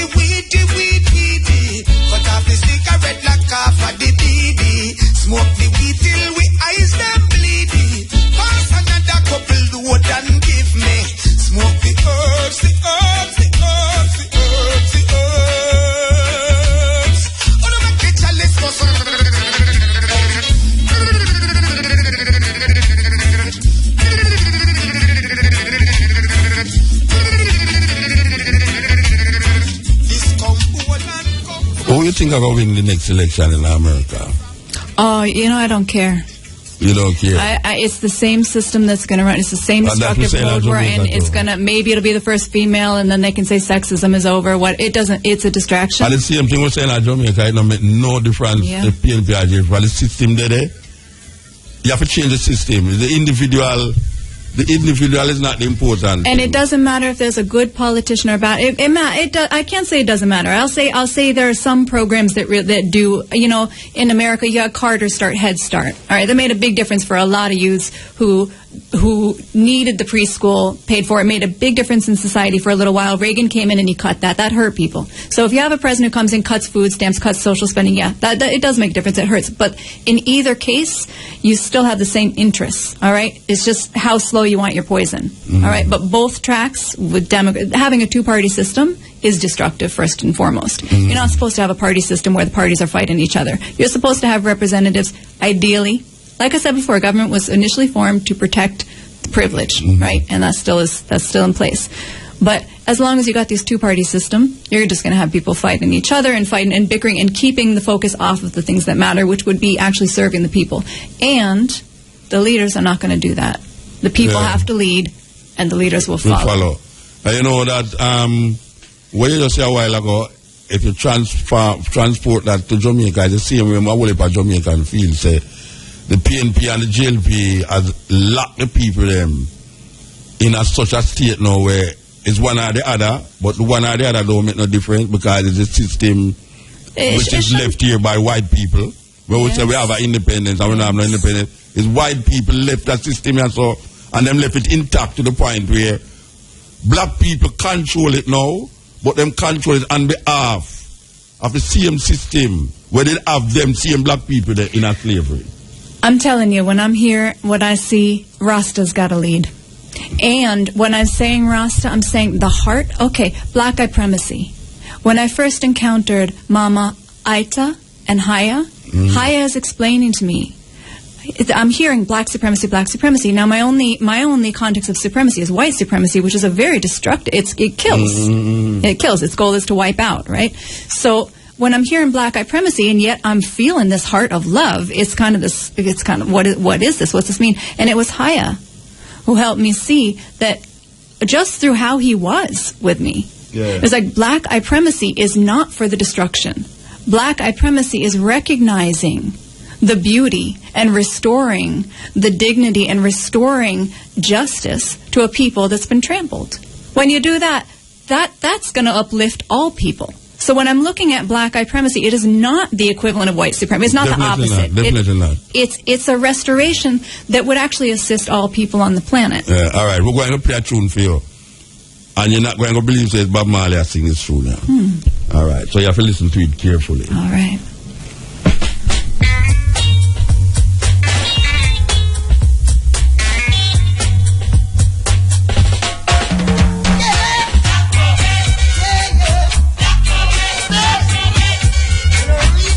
Yeah, Bob Marley called for black supremacy. I don't know if you hear him ball it out. Yeah. If you love me, black supremacy, what I would black hope, progress. Hearing this, what I would hope is that any white person who has a love of Rasta or an affinity for Rasta will not take that as a rejection. That's not a rejection. Taking that as a rejection as a white person is individualizing. If there's an affinity to Rasta or a love for Rasta, I know white people, they're white Rasta. I know that's debatable of whether that should be, how that should be, and but your white Rasta, know, try to tell me about Rasta, you know, like what my philosophy about Rasta and Rasta. Okay. Italian at that. Okay. Okay, so this is something that does need to be discussed, and I'm surprised this isn't a bigger topic right now, or maybe it is and I just don't know. But on the role of white people within Rasta and supporters of or so-called allies to that, that's an issue that needs to be addressed, because if I can hear about Rasta in the U.S. and never know that it's a movement against white supremacy, something's off. All right? Now, when I'm at white, this is what I was trying to say before. I'm going to this white privilege conference and never hearing the voice of Rastafari, never hearing the voice of the one active movement on the planet that with the purpose of addressing it. And when I do hear Rasta, it's more through music, and maybe it can be a one love without understanding that one love is justice that brings that love, right? It's justice is the gateway. Or I just read, there's a sign up in the town where I live where it says justice is love in action, or what justice is what love looks like in public. I think that's what it says. But so if you have Rastafari without that focus on the restoration of Africa, and without that focus on the uprising of a movement that is supposed to restore Africa and people of African descent, if that's watered down, then you really lose a treasure, right? And you really lose a potent force that needs to be understood and needs to be promoted on the planet right now. And so for any white person who has this affinity, it's very important that we take a step back and not take it personally when we hear something that sounds anti-white, but to understand, that is something that we want to be fighting for. We want to be fighting for liberation. We got to understand that no matter where you are in the world, the darker the skin you are, the lower you are on the social rung, everywhere on the planet right now, that has to be addressed. So a sincere-hearted white person who wants to see a change change has to come out of our defensiveness and really look at what would it, and from a humble standpoint too. So it means that we're going to have to really listen and really be willing to work with the ego where we get offended, where we get triggered. I was talking about before, that emotional space, and really work with where we get offended and be open to the breaking down of that system, because it's holding us in bondage too, even though we don't know it. Well, everybody's in bondage. So if one man is free and the other is not free, no man can truly say that him is free. Exactly. Because the freedom of one is dependent on the freedom of all. That's another poem then. Yeah. Yeah. So when you really check it, white people, I listen to you. It's not me I say it, no. It's a white woman I say it to white people that it's not an offense when you hear Rasta say black, or even black progress, or black supremacy. Black supremacy is not an opposition to white supremacy. You know, it's just a character, supreme black consciousness. It's just what it goes.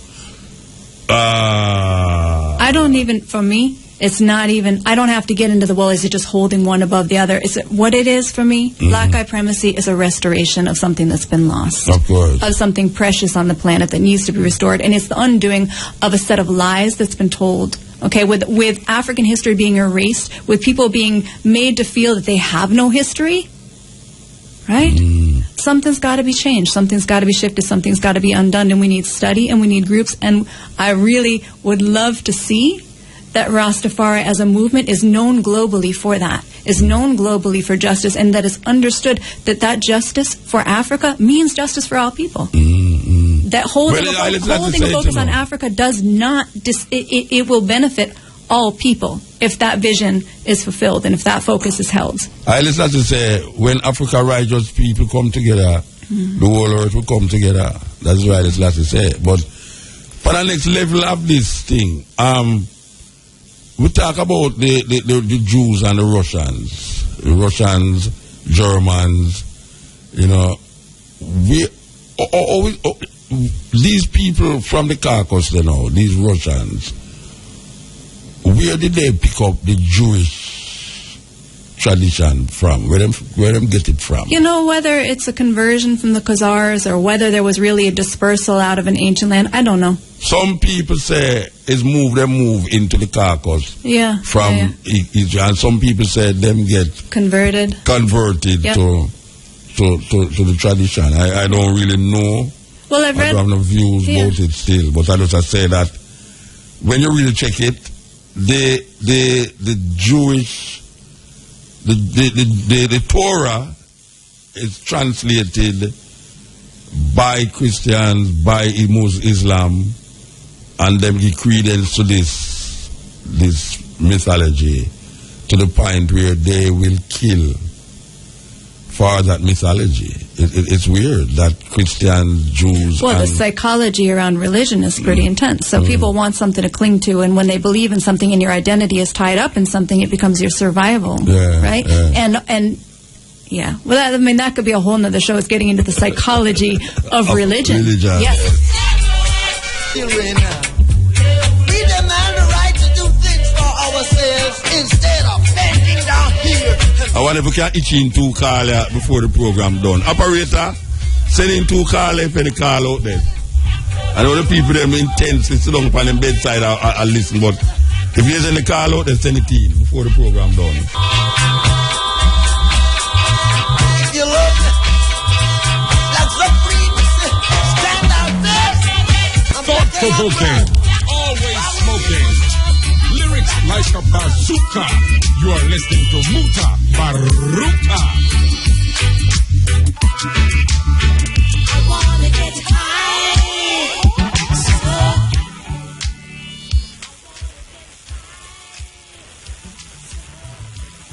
Yel? Yes.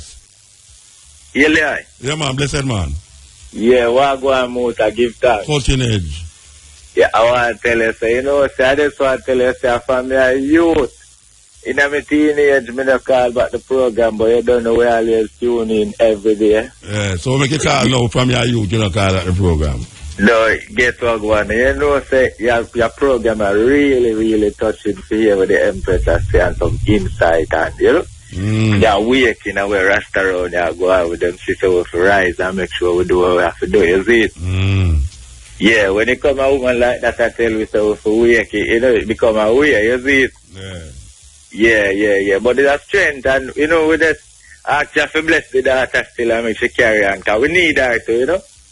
All right, sir. Yeah, man, we need a little bit in a Jamaica to make she talk to some of them youth and some social forum and make way over the whole levels, because the youth them gone, you know, man. Yeah, all right. But in the meantime, them can't come back still, you see it? Yeah. Traumatized. We're traumatized, man.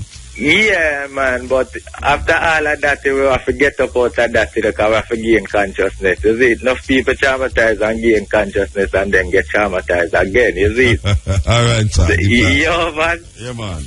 I bring you share the love still, man, and more life and strength. Yeah, man. Dada? Blessed. Every time.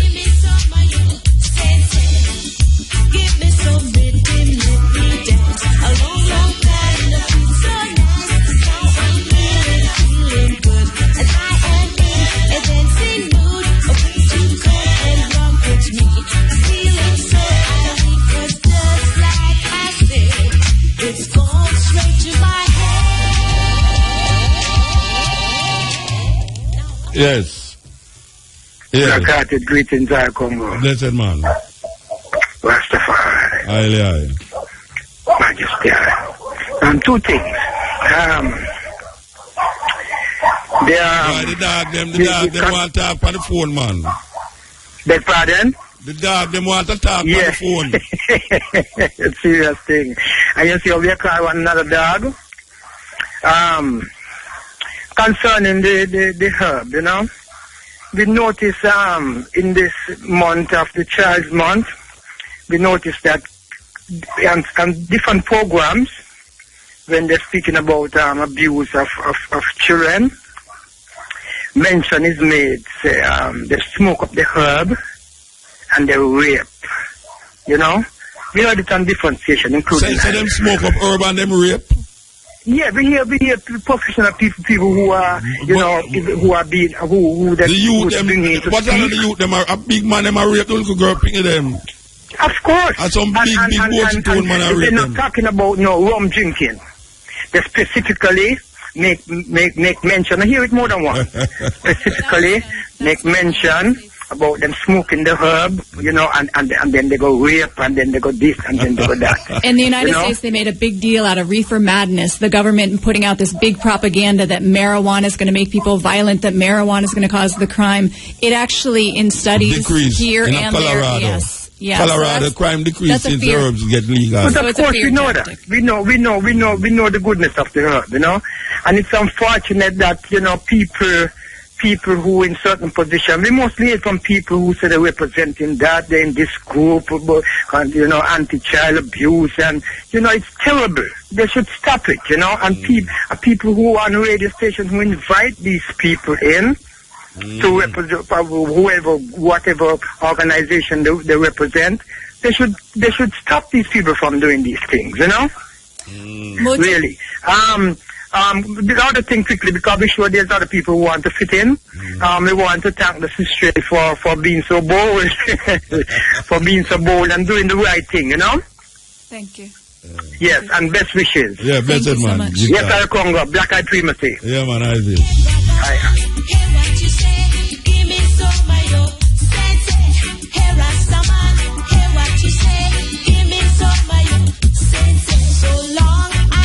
Searching for a taste, looking all over the place, not admit I find sex to satisfy my mind, so I came to search for the eye, see what the eye can do, and just like I said, you send it straight to my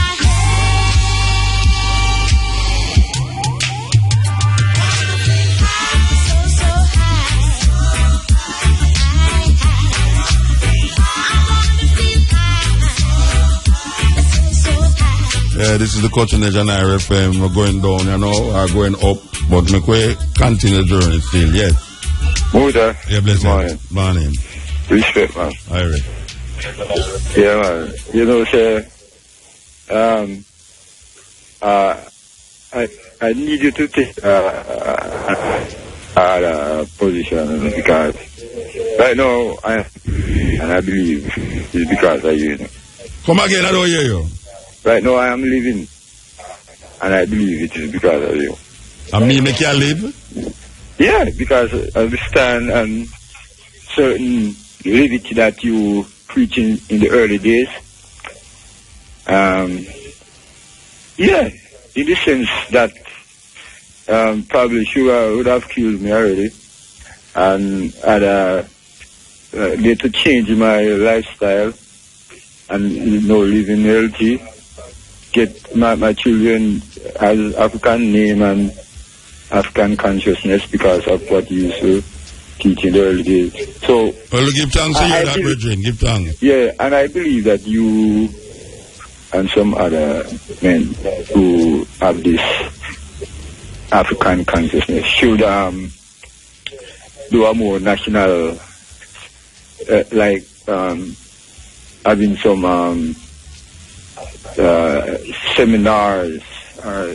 But you know, a 4 hours was a seminar you just get a while ago. You know, every Wednesday you get 4 hours, every Thursday you get 4 hours. I don't know how much seminar that could have been. Because when you say seminar now, we are talking to people in 150 different countries right now. Yeah, but you see, I don't know how much seminar you have. You see, because you're saying that the youth in Jamaica last it. You know, the churches are doing more public speaking and further misleading the youths, and the voice of Rasta is getting less. Yeah, but when I say now, you listen to this program and you're picking them of African name, you start eat proper, that means the seminar work. the coaching seminar work. Well, it can work more till all you have to know is you become the coaching. See there, that we are saying now, multiply the thing. I'm working somewhere, yeah. And you see, today now, I'm now go here, you know. Why? Because you have to work. Because the radio that is played will be a love. But you're there, I was in the dark to the bars and say, boy, a certain time if I'm too no half here, you know, allow you to play. Where you want to play? I tell you now, them have the most devious, yeah? Well,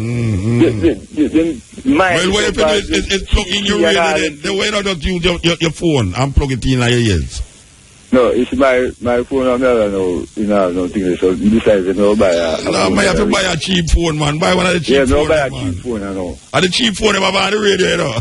Yeah, I realize. So yeah, the Galaxy one, them. You have to go program and get apps and all these rotted things and that don't work. Well, the need for seminars and workshops and spaces where people can come together and all talk and really look at the white supremacy and what it takes to break it down, that's real, that's needed. Yeah. So what you're doing on the radio is revolutionary. It's absolutely treasure in the world. There do need to be spaces where people come together on a consistent basis and really keep breaking these things down and really keep looking at where does white supremacy raise its head on a continual daily basis.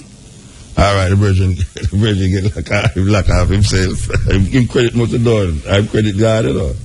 I'm credit God, believe you me. Sorry about that, Virgin. You know, so now you call cutting, you have to have all $500, $1,000 credit by your phone.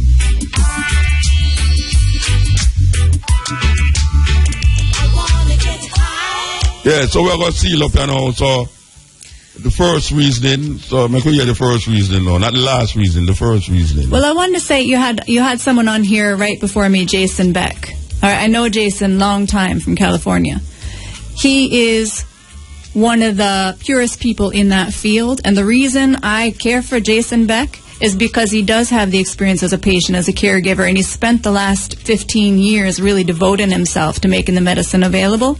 Yeah. And with decriminalization here, it's a very good thing. Yeah, hold on. Yeah, cutting edge. EL. Motor. Yes. Hot. Red. Yes, sir. Yes, sir. Yeah, man, I listen, man. Blessed.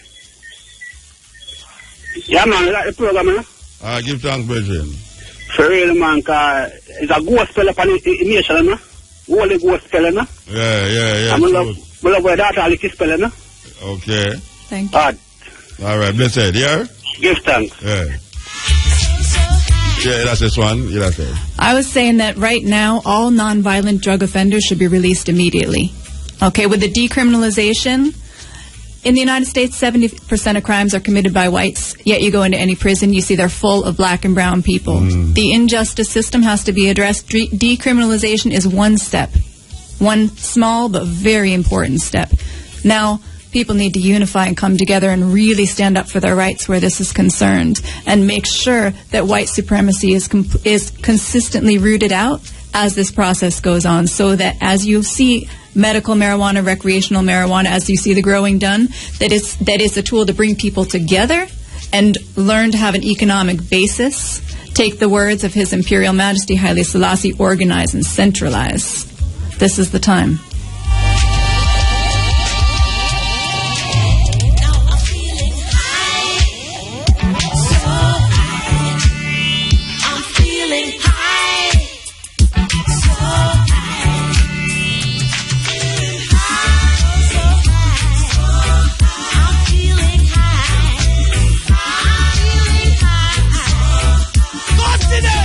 With Mutabaruka, we are listening to the whole of it. You know,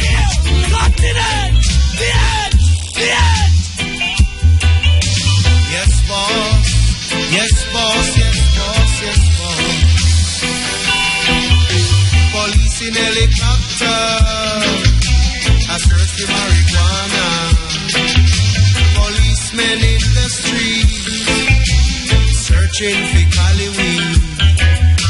Soldiers in the field. Yeah, you have been listening to two very important subjects right as you know. Where, for those of you who missed the first part of the program, we was interviewing a brethren from California who run a dispensary, Ganja dispensary. Jason is in Jamaica to say how we can give him expertise towards this new project that is taking hold of Jamaica now, and it's the Ganja project. And we also talk to Swan, a physiotherapist or psychotherapist. It's a physiotherapist. I want some physio something for me, I know, believe you me. Anyway, he's a psychotherapist who spend our life and our time trying to unravel white supremacy. The thing about it is that she is a white woman, Jewish at that, but she is very open towards the information that she presents when it comes on to the dismantling of white supremacy. We gonna burn down the cane fields. If you continue to burn up the herbs, we gonna burn down the cane fields. We don't trouble your banana. We don't trouble your corn. We don't trouble your pimento. We don't trouble you at all. How are you know, say, a little more families from 2 to 5:45 will be here with the stepping razor, the art of war. And Neely over there with you, Brian. Oh, you run left me last week, brethren. But the man say, you acting like you're proud of it. The man say, like you're proud of it. Say, yeah, I run a little bit more. Yeah. All right, so Neil will be here with me tomorrow. Well, a little more from this. So give thanks to the moment. Give thanks to the time. You know what I mean? There? So, we did the first word a while ago, you know, but we could give the lady another first word here. Yeah, you have so much things to build out that it... You know, I just want to take a moment... Hold on. How it feel to be the cutting edge rather than listening to the cutting edge? Because, you know, say, for years you listen to the cutting edge, but no, you are the cutting edge. How it feel? Beautiful. Mutabaruka, I just give thanks that you exist. I also want to take a second just to give thanks and deep respect to Empress Esther. Okay. As a woman of great virtue, of great wisdom, of great heart, I just wish that spirit to multiply. And from my heart, I give thanks to Empress Esther, to those on Bobo Hill, to the Nyabingi who are holding the livity. I give deep thanks to the spirit of Mama Aita and Haya and Junior Manon, those who have touched my heart deeply.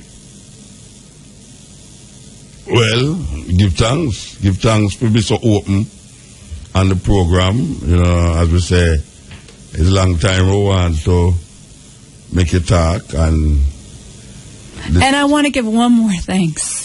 Yeah. This may seem obvious, but I want to give thanks to one of the greatest teachers in this field of undoing white supremacy. I give thanks every moment to Abba Zero.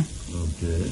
Abba Zero is one who holds this. He, of all the people I've ever met in this life, he holds this, he holds his eye on that prize at all times, and everything that he does is in service of that bigger picture. Many people don't understand or don't know.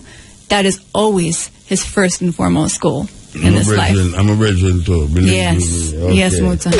All right, give thanks. Calling all stars, this is an emergency. There's a crucial jam at the corner of R&B. Proceed with caution. Suspects are physically armed and dangerous.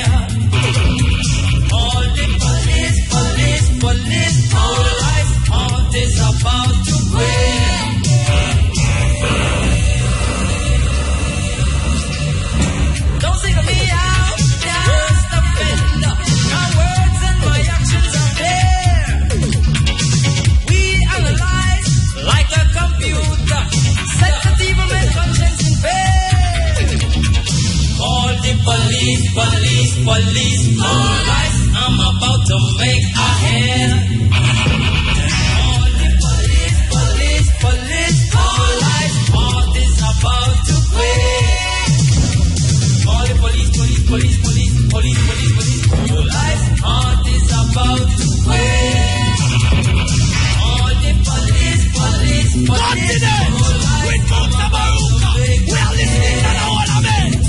Can I hear? Continent. Yeah.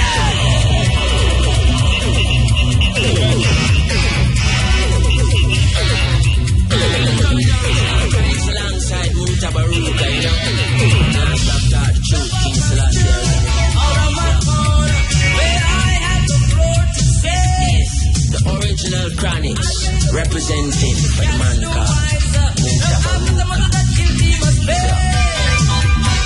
All the police, all eyes, I'm about to make a hair. We bring to you true police music, nothing else. All eyes, I'm about to play. All the police.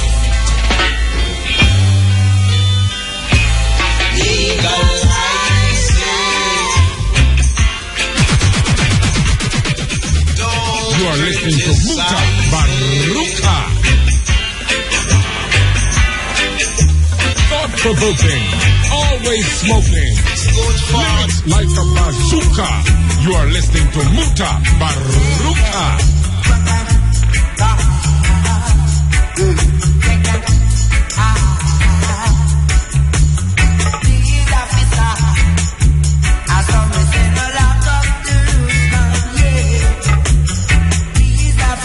Hey, from last week, we're supposed to say this, you know. Hey, Sister Carol, me thirsty, you know. Sister Carol, I am very thirsty. All right.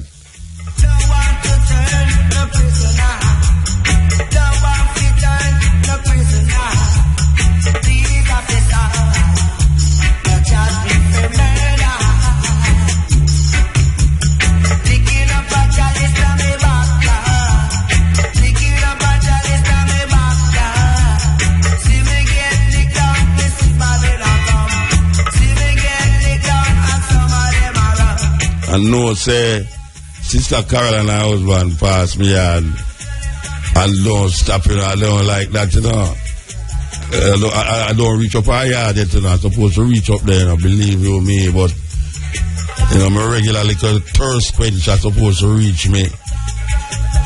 I hope that she's listening. Her husband is hearing me from up at the St. Mary Bush there. Sister Carol, I am very thirsty. Trust me.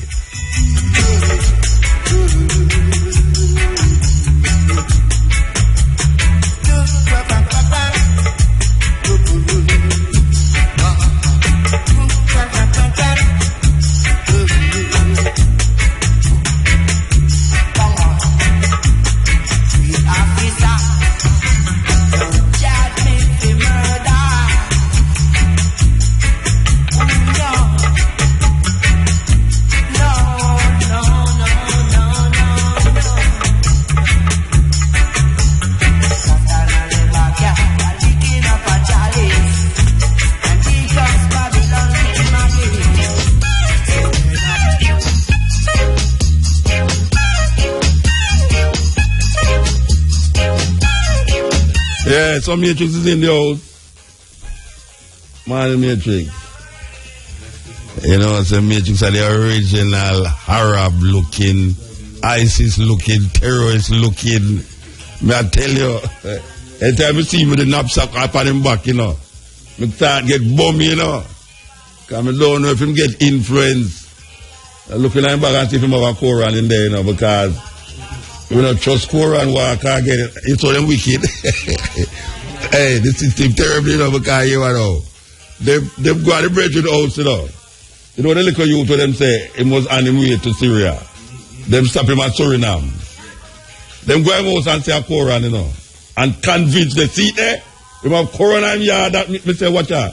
The most of Quran when me have in my yard, Torah, it's supposed to be Lysis, Kaisis, Mysis, Isis, Tisis, Torah.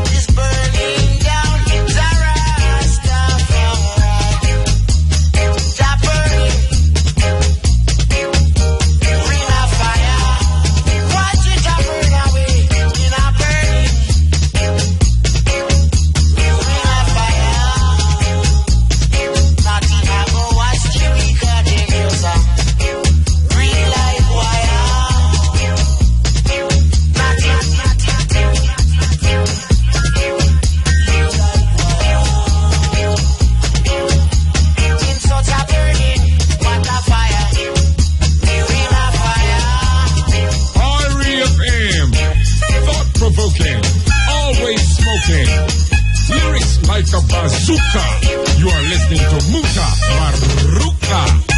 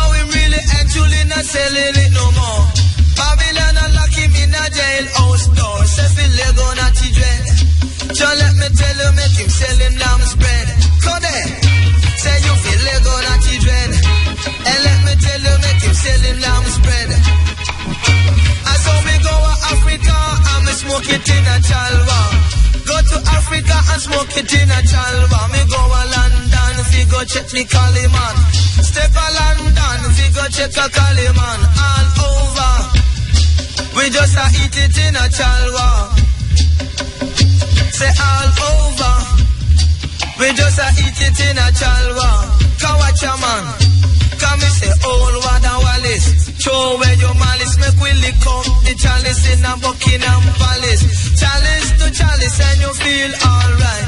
Chalice to chalice, you know first